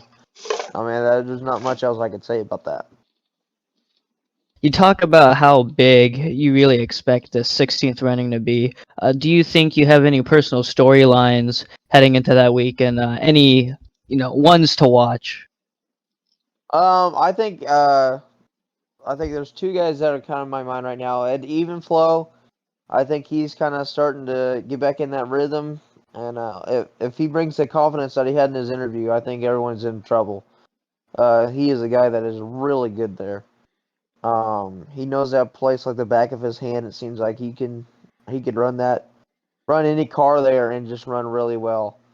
And another guy I think is Ethan. I think right now this is the best time for a 500 to happen because Ethan is on a hot streak. He is really kicking gear. He's a guy who has been fast at the 500 before. He's never, felt like he's been in the biggest position to get a win there. But no doubt, I think if he gets that win at the 500, that might be the biggest win of his career. Now that's just speaking for myself, but I feel like it definitely would be. Feel like it'd be a big a game changer for himself and everything there. Yeah. Now, let's take a step aside. I know that it's just a lot on your plate, being an owner, a driver, and a track host, really. But I've taken note that you've kind of taken your driving, expanded to other series such as last night's All Star Thunder, and then even series like HVR, which was mentioned earlier. Made a couple select races there. What do you have to say about the races that you have shown up for in your performances? Like what kind of drives you to do that? I think it's just getting back behind the wheel of I think different types of not I wouldn't say always different types of cars, but different types of ideas. I think Adam Reed said it best. This whole idea of his Thunder thing. This is this is something that is kind of just out there. For fun. There's not much to it. Go up there and drive, and I love that. And I feel like HVR is kind of in a way the same way, but the diversity of tracks that we've seen in that's going to be really cool. So, I don't know. I mean, it was really one of those things where I was like, do I really want to do this? And I gave it a chance, and I really liked it. So, yeah, that was the biggest thing there. Alright, Cody, we talked about all of your current happenings right now, competitive racing and otherwise, as well as everything to set the stage for Mike Motors. I got one more question for you before we transition into a full focus on PRL D2, and that question being focusing on the Havoline Outlaws series. Of course, it's another thing that you preside over, that you keep running. And I want to ask you in a general sense, we got to talk about Havoline and Mike Motors coming up, but how about Havoline Outlaws and the entire series, the season up to this point, and your expectations going down the stretch here towards the championship as the series coordinator? Yeah, I think the expectations here have, I think they've matched or met or maybe even exceeded. The racing's been sometimes hit or miss in my opinion, and I think you as the drivers will agree too. And that's just working out kinks. With each track we go to, it's the first time with these cars, so I mean you're learning as you go. Next season we do expect a big shift, a big change. So we do think that'll be something different.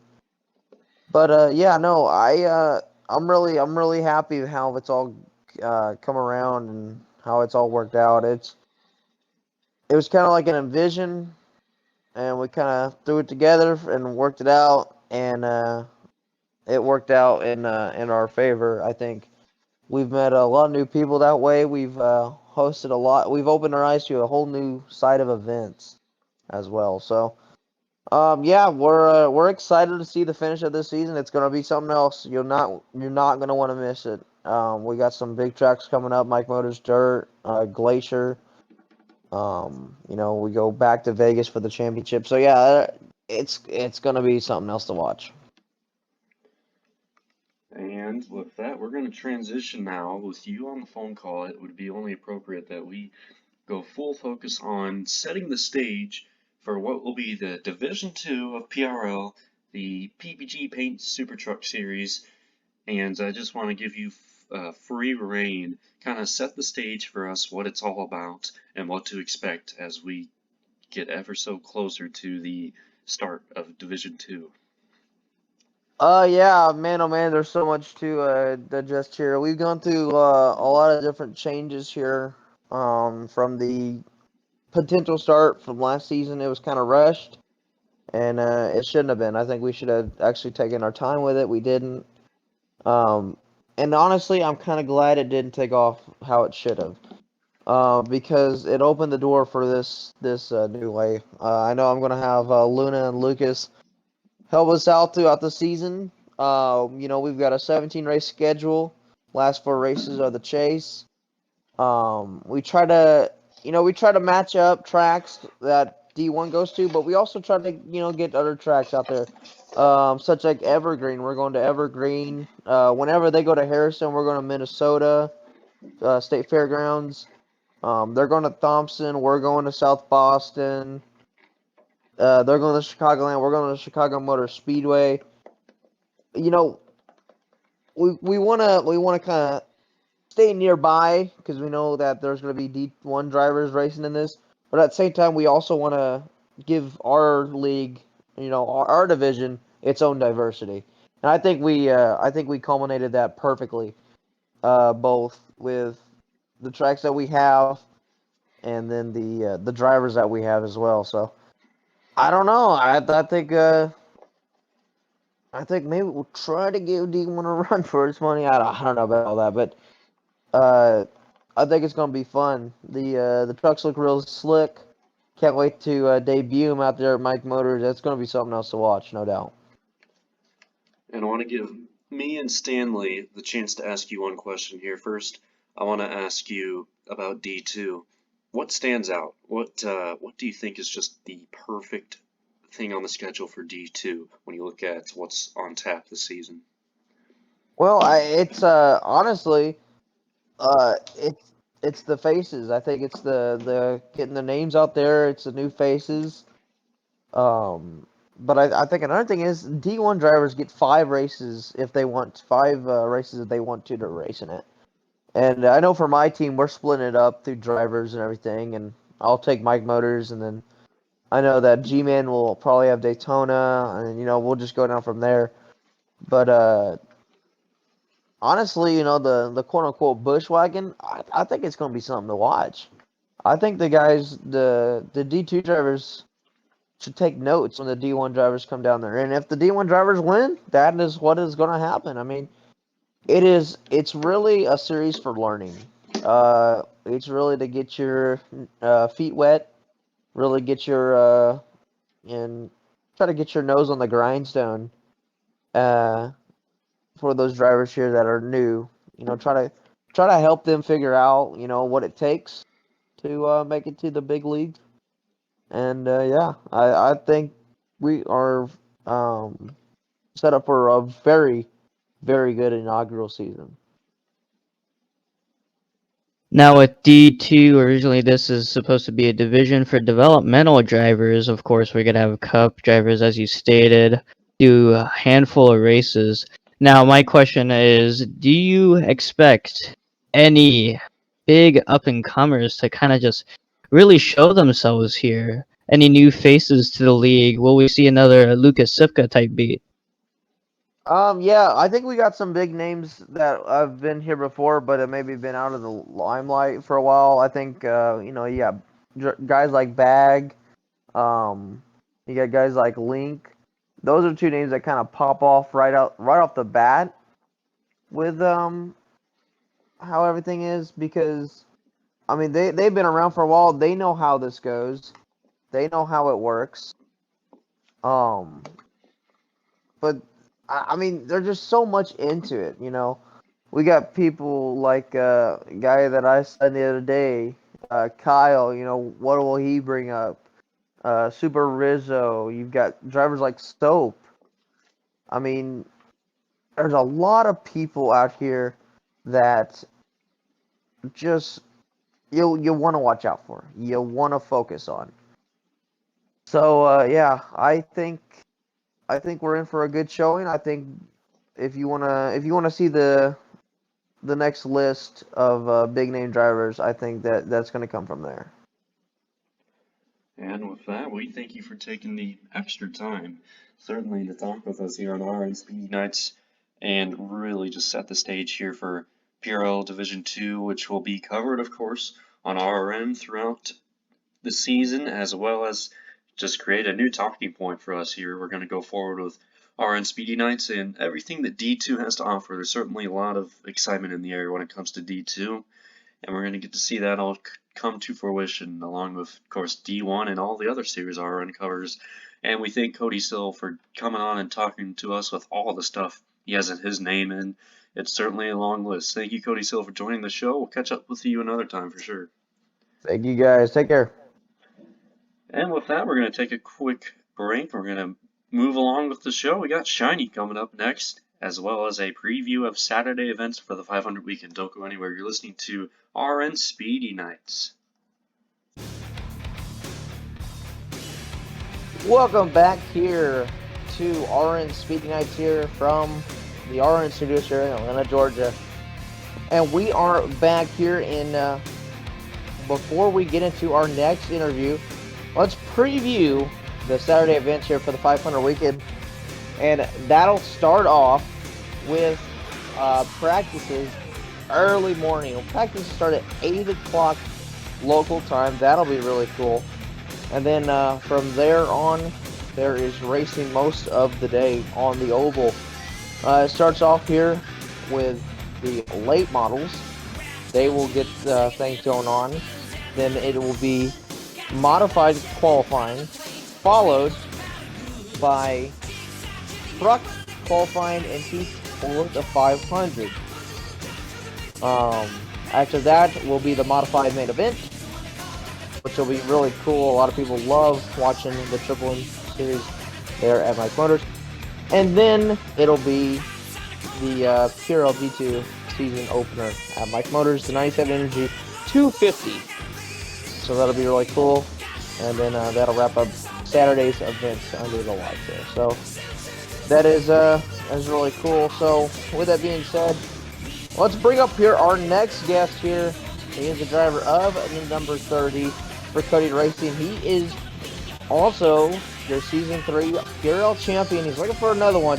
That is Shiny. Shiny, thanks for joining us tonight. Thank you for letting me on. It's good to be here. All right. Obviously, here it was another, I'd say, pretty successful season here, making it to the championship, finishing third in the championship. You got yourself a win. You got yourself also the win at the Clash. Uh, Overall, your season, what would you say how it went?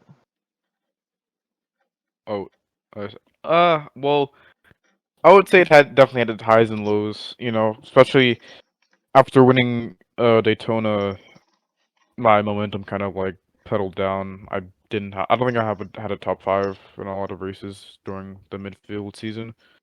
Um, but back in the playoffs, I think my season kind of got much better. So I would say 2/3 of the season pretty good. The rest not so much. But I can't really complain. I think I did pretty good. And it was a championship four appearance for you that capped off everything. And, obviously it's easy to say, well, yeah, it didn't go the way we wanted it to at Atlanta. We didn't win the championship, but you just string together some solid seasons, and you're a driver that could say they have a PRL championship under the belt, and you're always hungry for more, not just PRL, but everything else going. So my question to you, I guess just focusing on PRL first. You've won a PRL championship. Uh, what's top of the list for you as far as events to win in PRL that you haven't won yet that you really want to win? Oh, as far as races go, I would say Auto Club, definitely Charlotte too. I think those are two of my most prestigious tracks, and also I would like to actually put together like a multi-race win season in PRL. I've never done that yet. I know like the Clash, I've won that race at the Technical Clouds, but not really. So I do want to try to put that together before I retire. But And yeah, oh, go ahead. no, you can finish. I'm sorry. Okay. But yeah, Charlotte. I do want to also get a win at Talladega. I want to. It is my favorite super speedway, so definitely want to get a win there. Didn't have much luck in the last Talladega race, but I think I'll have some pace next season. But And you obviously have been a part of a championship team effort now, looking at your situation with Cody Racing, and we've talked to now two prior Cody Racing drivers on the show just tonight, and it's very clear that it takes a lot more than just racking up points to win a team championship. It goes a lot deeper than that. And you were right in the middle of it. You were part of it. You contributed to a team championship for Cody Racing. I want to ask you how it felt to kind of contribute, what you think worked well to make Cody Racing successful as a team this season, and what you think the limit is for Cody Racing next season. How far can they go? Could they do even better than what they did this season as a team? I think we definitely put together a good effort. I know without Mike it was definitely much harder, a bigger challenge, but I think we still all pulled together. I think um Ethan and Cody, they definitely improved a lot. Demon still hasn't had the best luck, but he's still helping out, and so I'm glad he helped out too. But yeah, Ethan and Cody, I think are the highlights. I think this is the best season I've seen from the both of them. I think that's really what helped us pull together this championship. So I'm really glad. I think it was a good team effort overall.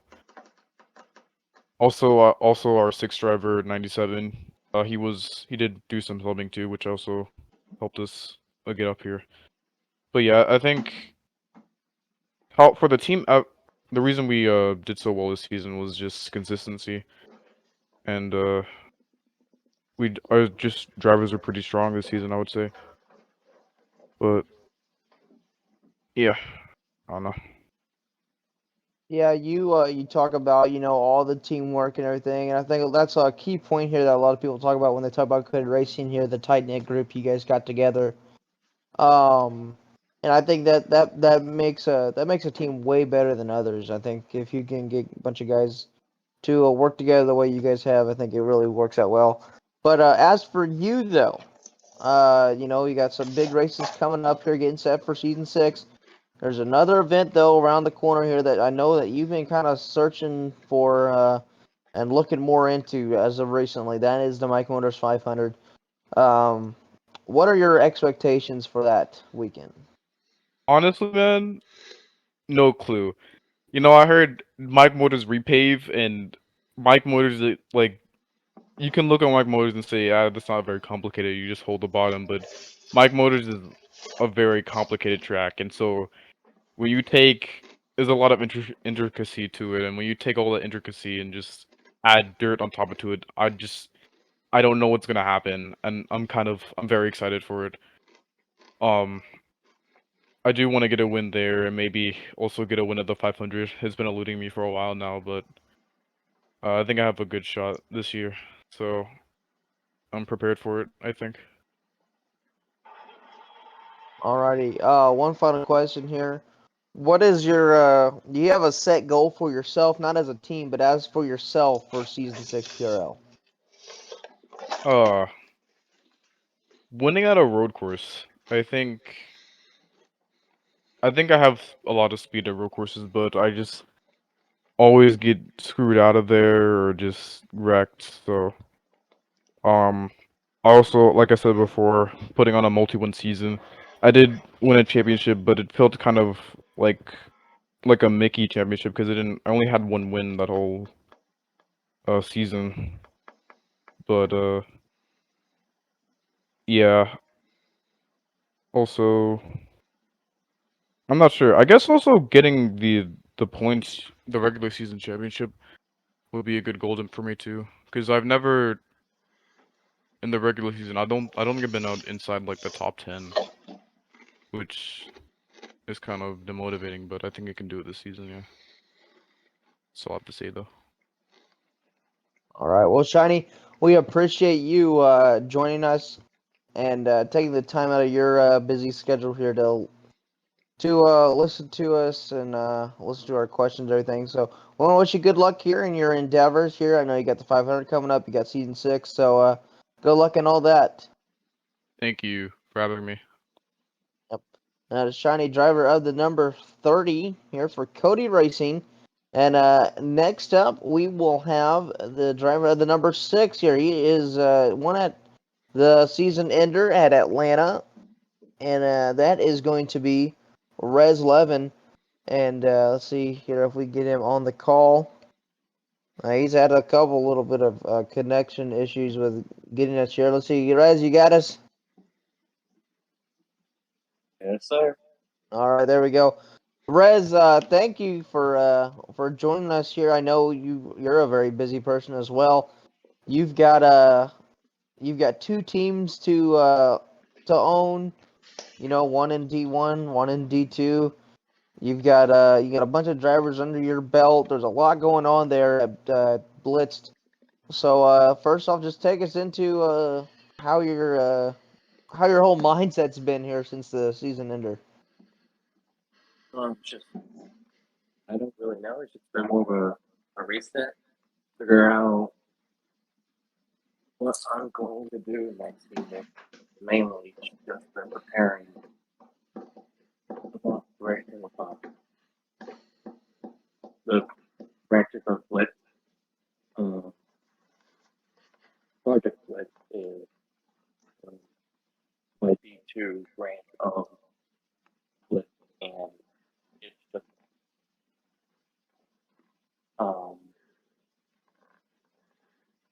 my hire drivers see the work out, and I bring them up to the D1 team.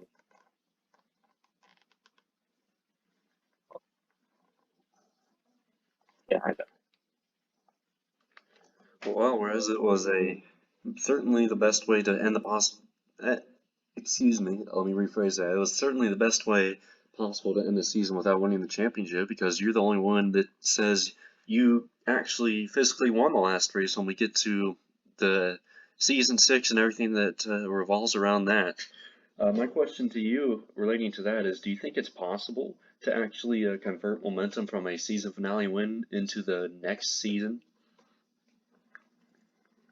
Oh yeah, it is. You've got momentum, like you said, from this season, and like you have this want to win. Everyone does, and if you win the last race, it's this melody. You were on top. You had the pace. You had the speed. You and going to next season, I feel like I will be a contender for that title again. And I feel like I've always have been, always will be. Nothing will stop me. And what do you think you need to do, or as to, we look at what happened this last season, that you weren't there in the Final Four to compete for the championship. What do you think has to happen differently this upcoming season for you to be that championship threat and contend for the title, as you said in your words? Don't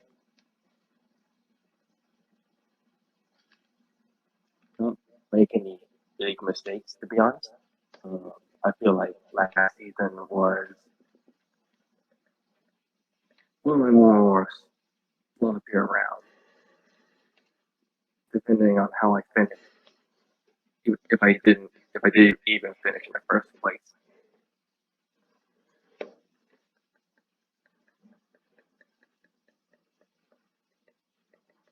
Well, looks like we may have lost Rez there.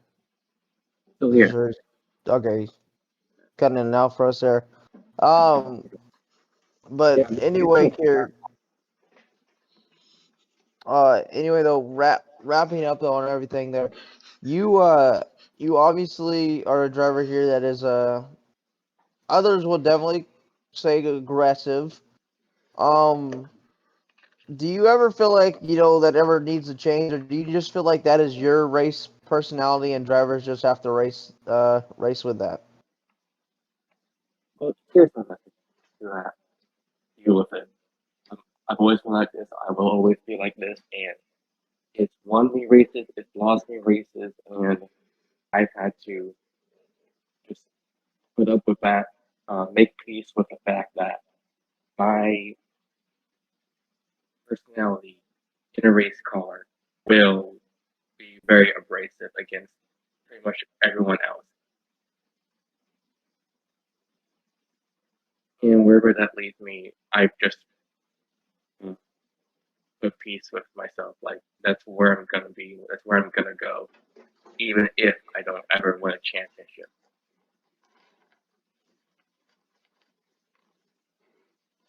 All right.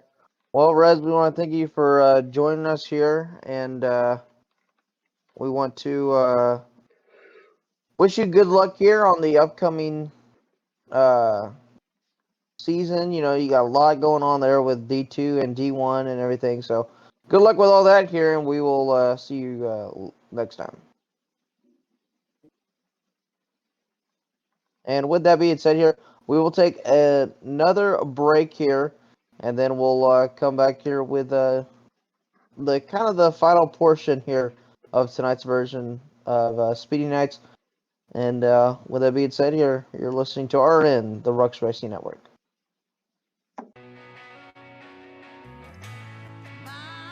Welcome back here to RRN Speedy Nights here. And man, oh man, it has been a fun night so far here. Before we get into our next interview here, let's preview the Sunday events here at the Mike Motors 500 weekend here. And it is the big day here. 300 laps here around the quarter mile. We'll crown another Mike Motors 500 champion. Have not had a repeat since I do believe the 7th running. And that was Marcus. That was the second one. So we have gone quite a ways here since our the old service here had no repeats. So that'll be something to watch out for. But no doubt it is awesome to see everything that'll be happening on that Sunday. It'll start off here with the early morning, kind of a quote-unquote media day here with the drivers here racing in the 500. That'll basically go all day till the drop of the green flag, basically. There'll be pre-race concerts, the race day set, of course. We have that. we have our intros and everything, and then the drop of the green flag, and then the checker flag will drop here under the lights here at Mike Motors. So that'll be that's real cool. But a guy here who is really excited for that weekend. He'll be driving the 48. We all know him, the 13th running of the 500 winner. That is Zack. Zack, thanks for joining us here tonight on RRN Speedy Nights. Always good to talk with you guys, and always good to be on Speedy Nights. So glad to be here. Yeah, no doubt here. You obviously, when it comes to Mike Motors here, you're a guy here who gets a little giddy. Even when he didn't have a win there, you were pretty giddy about that track. But this will be your third time coming to that track with a 500 under your belt. Last two races here haven't been as good as that one, obviously, but it's still something else to watch out for. What's your first off thoughts here and expectations for it?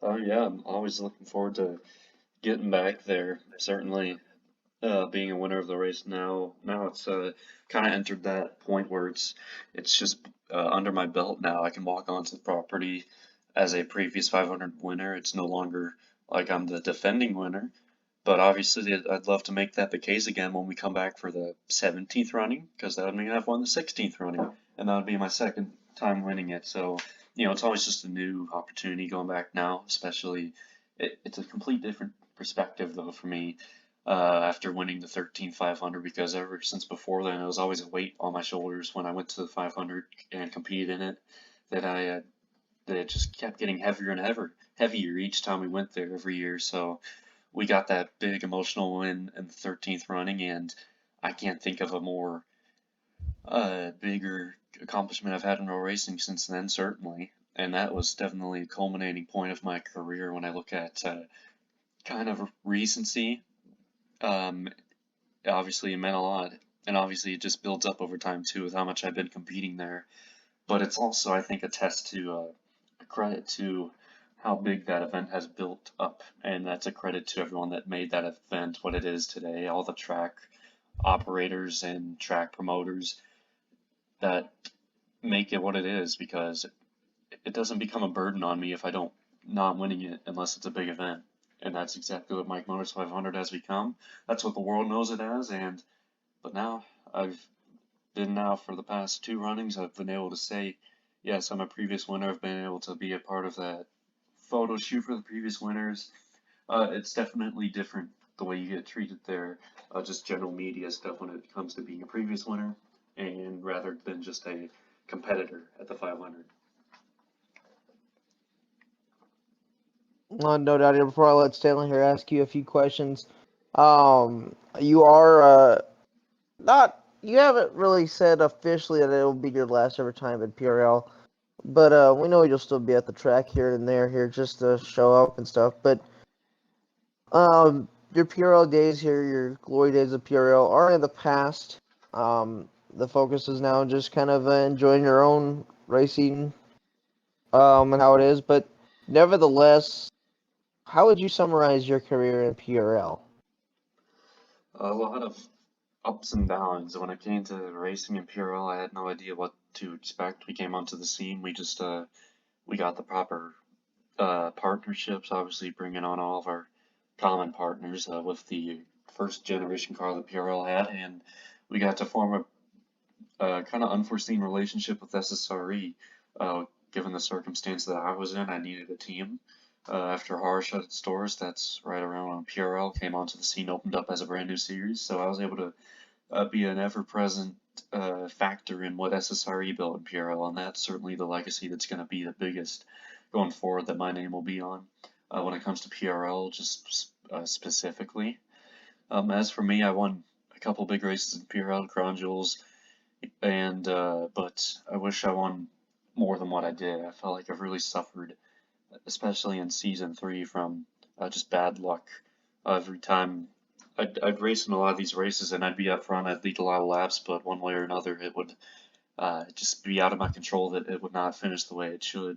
And season 4 is the season that I heartbroken the most, because we had a championship season in season 4. I think we probably accumulated the most points in average running position over the course of the entire season, and we didn't have any trophies to show for it. We had the most top 5s that season. We never won though.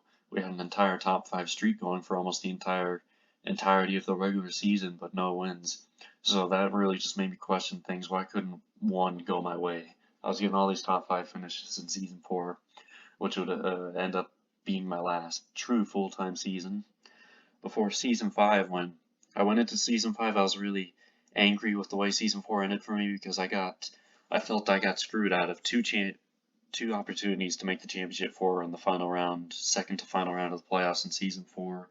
We got doored coming to the checkered flag at Atlanta, and we got unforeseen wall snack when we were leading the field out of the final turn at Watkins Glen to the checkered flag. I mean, and it was just further fed the narrative that I did not have the luck I needed to win in season 4. I don't know what else I could have done. Those 2 opportunities where we would have won, we would have got into the championship 4, and who knows what would have happened from there. But it's a question we can never answer, and it really made me frustrated. But it gave me fuel going into season 5, and season 5 started really good for us. Really started really good for SSRE, but then just something happened. We got the win at Sonoma.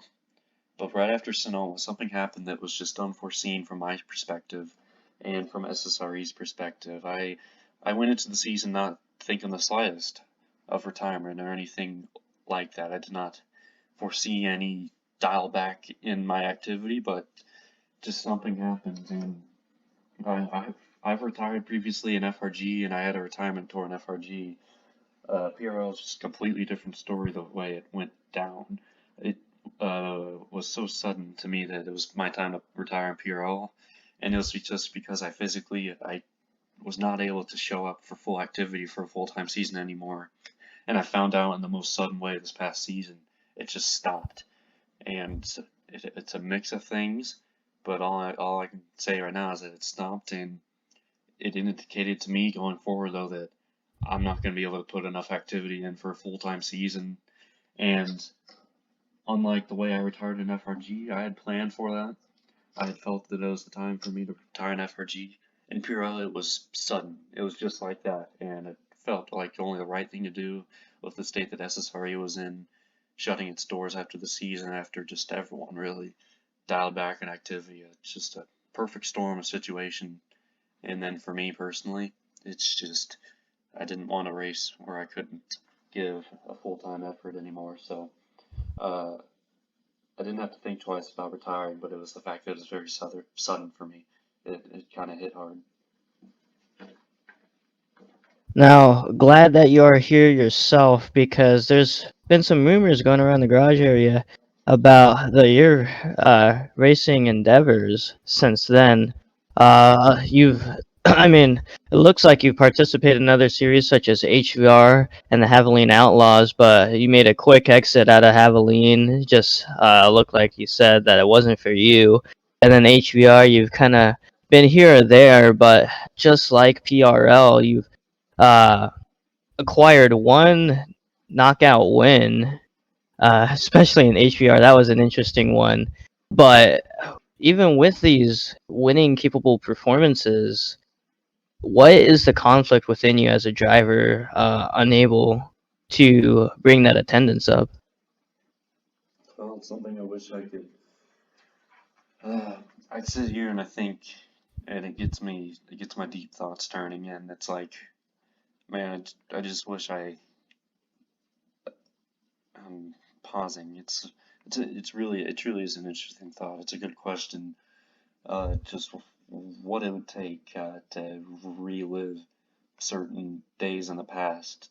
For me, that'd be what would it take to just go live the life of activity I once had. I know other drivers kind of speak that way too.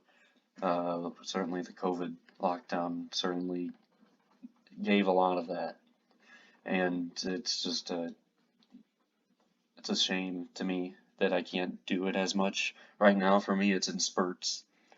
I can race, and I'm able to participate in these differing racing series, but not consistently no more. And it's not that I want it to be that way. I certainly don't want it to be that way.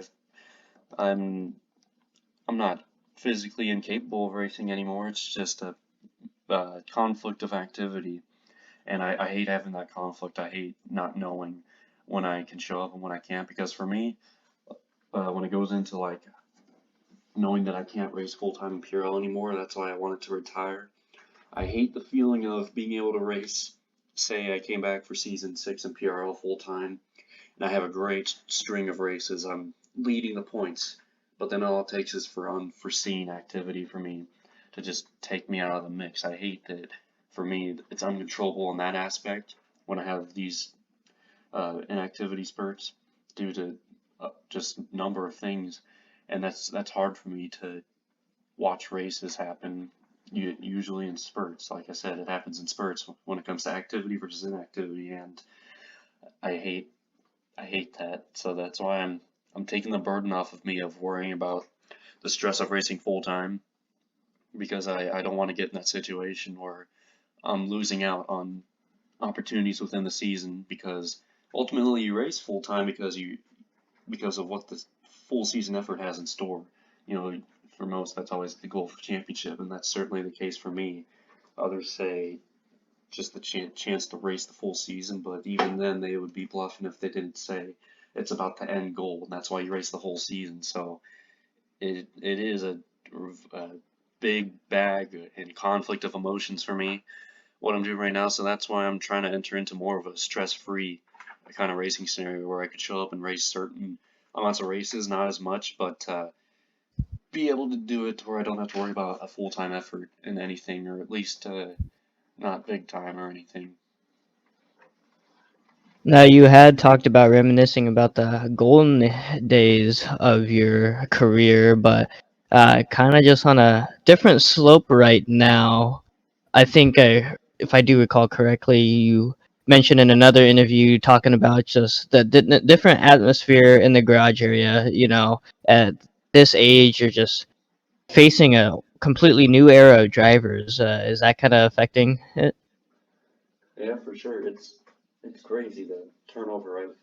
I never would have foreseen being right in the mix of a lot of turnover in the racing we're in, and me and my tight knit group that goes all the way back to HAR, and now part of SSRE. That all goes hand in hand as far as a group of people I've been around for a very long time now, and they can all kind of attest to this one way or another, no matter what their opinion on it is. And it's very surreal to see the turnover in faces we see. Just look at the Final Four in PRL this past season. All those drivers besides Ethan and Luna, well, that's half, but my point is, when you have the drivers that were mixing it up here in PRL this past season, yeah, it's just crazy, the new drivers that we have come in so fast and they take the scene by storm. But for some of them, to me anyway, I don't appreciate some of their racing styles. They come on the scene and they kind of are a little ignorant about certain things, and they are kind of a little self-centered too. You get that with just some new faces on the scene, and it's not favorable to me. I haven't enjoyed it all. I very much love the old cast of characters that I've been able to immerse myself with over the past couple years. It's tough to see it kind of slowly die out here, and it came all full centered last season when it goes beyond me, and we saw what happened with my friends at SSRE and PRL. It all just fizzled out so suddenly. I talked about my situation happening so suddenly. Well, it happened for SSRE so suddenly. Such a tight-knit group, great people I raced with for a long time, and inactivity became an issue, and the new face of drivers kind of took advantage of it, really. The opportunity, SSRE not being there, and I guess it's a sign of the times. I mean, all good things come to an end. I'm not saying anything's ending, like, definitively, because we're all still around. We're not leaving the scene, but for me, that means I'm not full-time racing anymore, and that opens the door for new people to come in, and I think it's going to continue to be that way with new team slots opening up, D2 and PRL, and we have a lot more series on the scene now, especially just within our group of leagues. New opportunities opening up to bring new people in. That's certainly not a bad thing. That's how World Racing stays alive. You got to keep turning over. But it always kind of makes the people that have been around for a while, the people that have played a big part in building the foundation of certain aspects of world racing, it makes them feel, I don't know, I don't know if I want to say unappreciated, but it puts you in a corner to when it just happens so suddenly. And I'm struggling for the proper words with this, but it is what it is. Ultimately, I'm not gonna try and be a force against natural change in a way, because that's kind of what it is, but it is tough from my perspective for the most part. Now, I will say one thing that doesn't seem to ever change is you racing the class of drivers that you've come around with. I think I'll take this one specific example. Back in HVR, when you got your win at Knoxville, you kind of had a run-in with Cody Sill. Uh, that sparked an interesting rivalry. I'll take this in two parts, though. One, since then, has you or Cody ever reached out to each other and made up? And two, do you kind of like that effect still, kind of having that spotlight of interaction between you two, or would you rather have that cleaner racing? Well, I think it's gotten to the point of cleaner racing already. I raced HVR Richmond, and that was the last race I've done since Knoxville, and that was right after Knoxville. And he had a lot of banter towards me at Richmond that I didn't understand, but ultimately, I'm pretty sure he learned his lesson when the entire field at Richmond all had strong words for him, and he got backed into a corner and he started getting defensive with a lot more than just me. And I think it just naturally ended right there. No rivalry needed to go forward because if he tried to take things further, he'd have a lot more drivers mad at him with what happened at Richmond. I didn't even have to be a part of what happened there, so that was kind of easier on me. So, I mean, we'll see what happens going forward. I haven't thought of it at all anyway. Since Richmond, it's kind of been a past thought for me now, so that sums up my thoughts on that. I think it's over. If he thinks differently, then I can't control that, but I could care less to make anything more of it. Now, I'm sure drivers and fans alike will definitely miss your constant presence in the garage area, but I want to direct this into a much lighter tone of conversation. Let's talk about that Mike Motors 500 weekend and maybe even that dirt weekend. I know it's such a big event for you and that you would never miss such a thing. But I also hear that you're really investing into the facility along with Cody Sill. I mean, you even have a terrace named after yourself. So, do you have any input on what kind of work you're putting into that? Oh yeah, I just always appreciate uh, work paying off, and that's what I mean. That's the entirety of what Mike Motors has been built off of is hard work put into a historic facility to add a whole new plethora of history to it and continue to build onto that story each year. Each passing year, we have a new Mike Motors 500, and it's just more and more opportunity for history, more and more opportunity for pageantry, and then it all goes into what the Mike Motors 500 has been built to be. And I've been very appreciative of the opportunity to be a part of all of that ever since day one, getting on the side of the tornado incident and the rubble and aftermath of that. You had to start from basically a plain slate of what was the imprint of the racetrack and build up almost from scratch. All you had was the quarter mile that we see today. It was nothing but a mere kind of skeleton in the ground. We had to build new walls, catch fence, all around what still remained. But it was a kind of storybook that's what was there when we found it. We bought the property, and as they say, the rest is history. Because look where we're at now. We're just coming up on the 16th 500 in. That's pretty crazy to think about, just to be a part of that. And I love being able to look back on the work and appreciate what it's become. And Certainly, I give appreciation to all the people that have made it what it is, because what is work on a racetrack without the fans that come and see everything that Mike Motors has to offer, the drivers that make Mike Motors what it is, and all the all the other little tidbits that go into that. It's certainly very special to be a part of, and we're always looking to continually grow what Mike Motors has to offer and continually make Mike Motors have a very everlasting spot in the history books. Now, I know you've talked about how tough it is nowadays to put a season together, but with your investment in Mike Motors, do you think we can expect anything more from you kind of in your later stages of career, kind of like a priority role shift or anything like that? I mean, I'm not really sure. I'm just taking it. The situation I'm in now forces me kind of to take it. I would categorize it as month by month, maybe week by week, and day by day. But it's probably month by month. I think is the easiest way to go about life right now for me.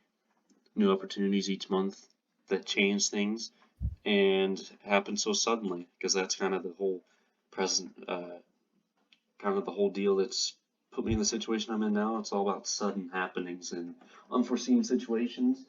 Not all unforeseen situations are bad though, and I just have to kind of adapt to what hand I'm dealt with, and I go from there. I don't try to look too far ahead in the future. I try to just take it, as I said, I'll call it month by month to put it in a big perspective. So that's how I'm going about things. Now, one last question from me, I promise. Coming into Mike Motors, what mindset do you have to put yourself into to win such a prestigious event? And for you to win another one, what's that secret? It's a very unique mindset, unique to Mike Motors and unlike any other race that you would ever participate in. There's a lot of great races that we have the chance to participate in, a lot of great races in so many different disciplines of motorsport, but the Mike Motors 500 is just so unique. I feel more unique than any other big race might be, honestly. I know some might say that's a stretch, but I'm sticking with that word, and it's because you have to go in trying to survive, but there's a very fine line between playing the survival game and track position game, and that's what Mike Motors is all about. Because even if you went in with a full survival game plan, it's early on in the race, you're just trying to survive. You're not looking to gain track position, for example. Mike Motors will bite at any moment, and you will not see it coming. So it's a very unique skill set that Mike Motors requires. Certainly, it's one that favors, experience at Mike Motors, people that put in the work, the practice at Mike Motors, and just to have years under the belt of racing there. I feel like as time goes on, these 500s that happen in the future, it'll favor the drivers that have been around more, that have, even if they don't like Mike Motors, they say, all right, I concede to the fact that me gaining experience racing at this track will help me in the long term. And I think the winners at Mike Motors, for the most part, would certainly agree with that notion, that narrative. It's you really do have to carefully lay out your game plan, but it's so much more than just saying, all right, let's survive, then let's get to the 50 to go mark and see where we're at from there. It's not that simple. Some other races, even big races, it can be that simple. But that's because you have a lot more room for error, a lot more room to account for unforeseen situations and all other types of things. So it's always unique to see what challenges Mike Motors presents. And as a driver, you have to be prepared for the unforeseen. You have to be prepared for what Mike Motors might throw at you that you wouldn't even think is possible in a motor race. That's what Mike Motors is all about. And that's why it's so rewarding, just so fulfilling to win the Mike Motors 500, and only however many people have been able to say they've won it in now 15 run-ins. We've had just 2 multi-time winners, I think. And yeah, it'd be special if I could eventually say I'm a multi-time winner of the 500, but for now I'm just a one-time winner of the 500. That makes me proud to say that, but it's always, it's always a competitive drive to add more so to that, but it takes a lot. It's a big challenge. Yeah, I mean, obviously you covered a lot of bases there with Stanley, but there's so much that goes into a road racing career. Do you feel like you fulfilled your promise to the fans, to your fans, with everything that you've done? That's a good question. It certainly it gets me thinking. I've been around. I've done a lot. I'd split my road racing career into two very defined halves, pre-Rux and post-Rux is how I would describe it and put it as. And I've been able to say I've done a lot in road racing. I've been able to say I've created a lot of opportunities for new people, and that's the thing I think that'll resonate the most is the impact that I've had on other lives. And that doesn't just end with other racers and other people I've met, but I hope that it just starts with the fans that have grown up watching me throughout. I mean, the ones that have been there from day one, I really appreciate those because that's a long story. But I just hope I'm always just trying to set an example, and I just hope that the fans appreciate me for everything I've done up to this point. I'm always trying to do more, but that comes with a price on my situation in life. That's always changing, as I've made clear through this interview, and just all the new challenges life gives you every day. It's a lot more than just racing. It's a way of life, the way certain things happen. So the way I just hope my fans appreciate me for, and I love my 48 fans. I always love just trying to make them happy at race day. I'm always trying to be involved at any racetrack I go to, and whenever I encounter them in public. I love the 48 fan base, 48 Nation. I just hope that they are continually.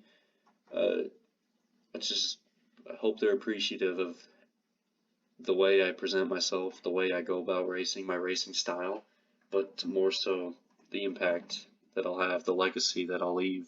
It's a lot more than what I do on the racetrack. That's what I try to, magnify, and that's what I'm gonna continue to try and do here.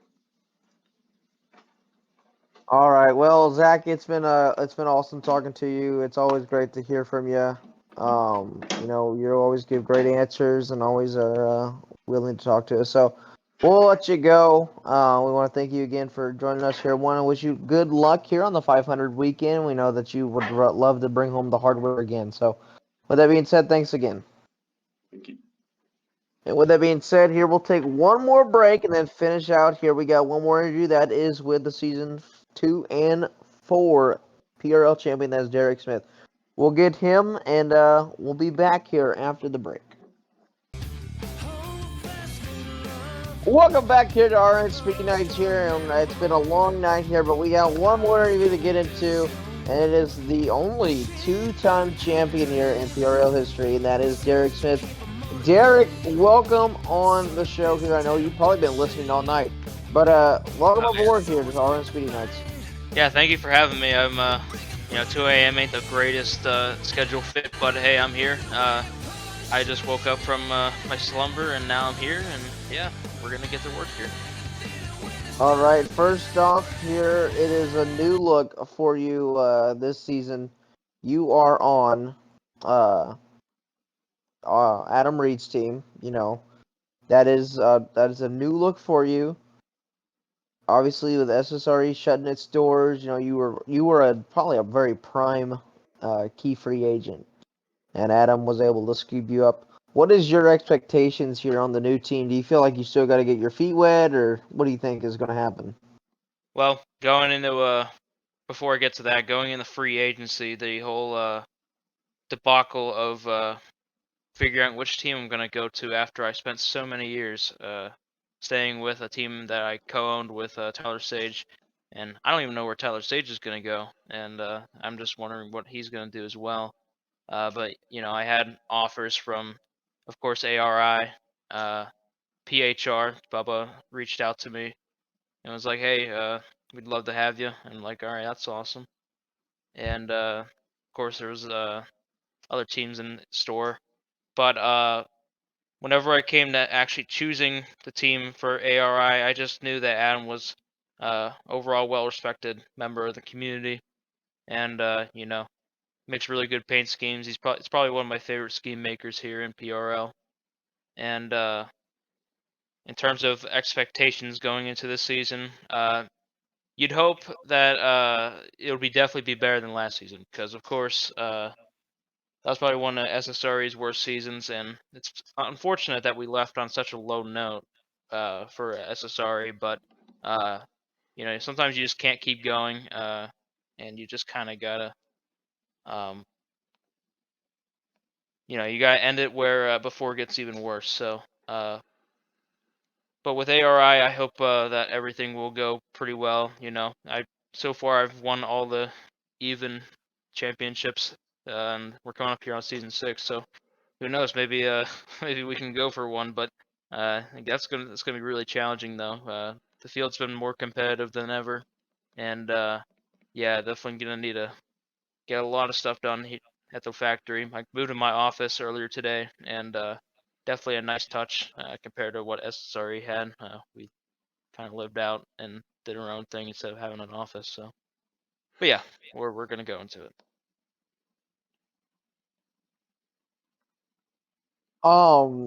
It's seems like you win every even number season championship, and we're coming in season 6. Do you believe in superstitions? Do you feel like maybe it's in the cards? Well, sure. I mean, I guess it could be. Zach obviously laid it out for us in terms of post high school era of life. Things get a lot busier, and sometimes you don't got enough time. I won't go into in depth of that because Zach already explained that in the last segment. But yeah, just overall, you need to prioritize more things in your life, and sometimes you won't be able to make every single race. Uh, last season I made the excuse that there was an MCL sprain, kind of cringe, but here we are. But in reality, just busy with real life. Actually, today I applied for an internship so that I could hopefully start getting more work experience for the future. But that internship doesn't specifically mean I'll miss out. It's more of like intramural soccer or whatever. Uh, just like extracurricular activities. But that doesn't mean we're gonna be like very underperforming. The good results will speak for themselves.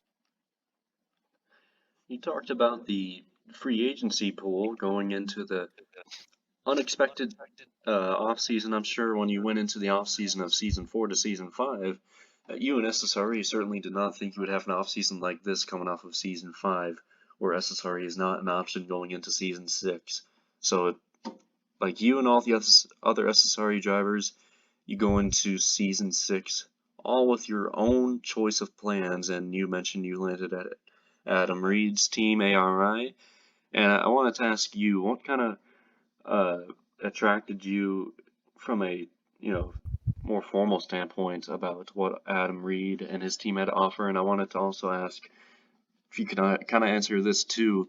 Were you concerned about how your legacy would kind of be viewed on what new racing team you joined, and you were concerned about making the right choice in that aspect as well? I have a lot of confidence here going in ARI. We got pretty good drivers on our team, including Adam Reed, Downshift, got up and comer Axel Brady. Definitely a rough start to his career, but he can definitely make more amends to his career. And we also got Christian Herzog, just a phenomenal driver, coming back into that spotlight now, and being a Rux champion all the way back then. Just great to have a pretty solid lineup where we can even challenge for a team's championship come at the end of the season. But with this free agency pool, you know, uh, 5 drivers from SSRE were on the clock. You know, 2 of them, sorry, 1 of them retired. One of them who kind of unretired went ahead and joined ARI. I forgot to mention Diamond, also a good driver. And you know, Scooby. I'm not quite sure where Scooby went, but I'm pretty sure he got signed. And the only driver up in the air from the remnants of SSRA is Tyler, the actual owner. And I was just the part owner of the team. And Tyler, hopefully Tyler will find a team because there's not too many spots left. But I'm pretty sure at some point a team will just think, oh man, we should probably take this guy. You know, because he definitely has the talent. He can get the results out there, and yeah, all the free agency spots are pretty close to being taken. So it's time to go if I was Tyler, or just make a decision on you know, what you're gonna do next in life. And I mean, I don't think we can just look at what happened with SSRE and what they did over the course of their existence in PRL and just kind of forget about it. It's going to be remembered for a long time because they've been inducted into PRL. The team itself will be a part of the first ever PRL Hall of Fame induction, and I want you to just kind of tell us your thoughts on that and kind of just sum up what made SSRE so good over its existence in PRL. It really is an honor to be in the PRL Hall of Fame, along with Jay Walter, the first inducted driver into the Hall of Fame. Very good driver back in season 1, obviously getting that championship. And you know, besides season 1, SSRE really, season 1, season 5, SSRE was just, you know, on top all the time. And we had that 1,000-point season, getting more than like I think 300 points over one team. Just completely blew them out of the water. And yeah, just with the dominance of SSRE, and we know we had such good lineups over the years. You know, having Tyler Sage, Zack Tafelski, myself, Mark Law, Scooby, and multiple others. Austin Mitchell, he came in part-time and really performed well for a part-time position. So him going into a hopefully full-time position, he should. I believe he's in D2, but still he should do pretty well in D2 and probably make a championship run. That's how good Austin Mitchell is. It's really a shame he could only do part-time for the time he's on SSRE, but yeah, Austin's just a good driver. And did you ask another question? I'm kind of drawing a blank here. I was just, you answered it. Yeah, well, Dar, I do gotta say here, it's been really fun here watching your career over all these years and everything, and I know, I think you and Zach are a little bit in the same boat. You know that the bigger days are gone. You are still competing though at a high level, of course, but there's still a lot of racing left in you. And speaking of racing, the Mike Motors 500 is coming up. You won that the 14th running. I know that was a really big win for you in your career. That's a race that you really tried to get in your book of records for a while. But we're getting set to head back there for the 16th. It's going to be a big weekend. You're one of the drivers that competes in a lot of the events there. First off, real quick before we get into the thing, with competing in all those events during the weekend, how grueling is it from your standpoint? Oh, it is. It's definitely a grind. You could grind Fortnite all day, not break a sweat, but here you gotta be committed, and there's a lot of work that goes in the weekend.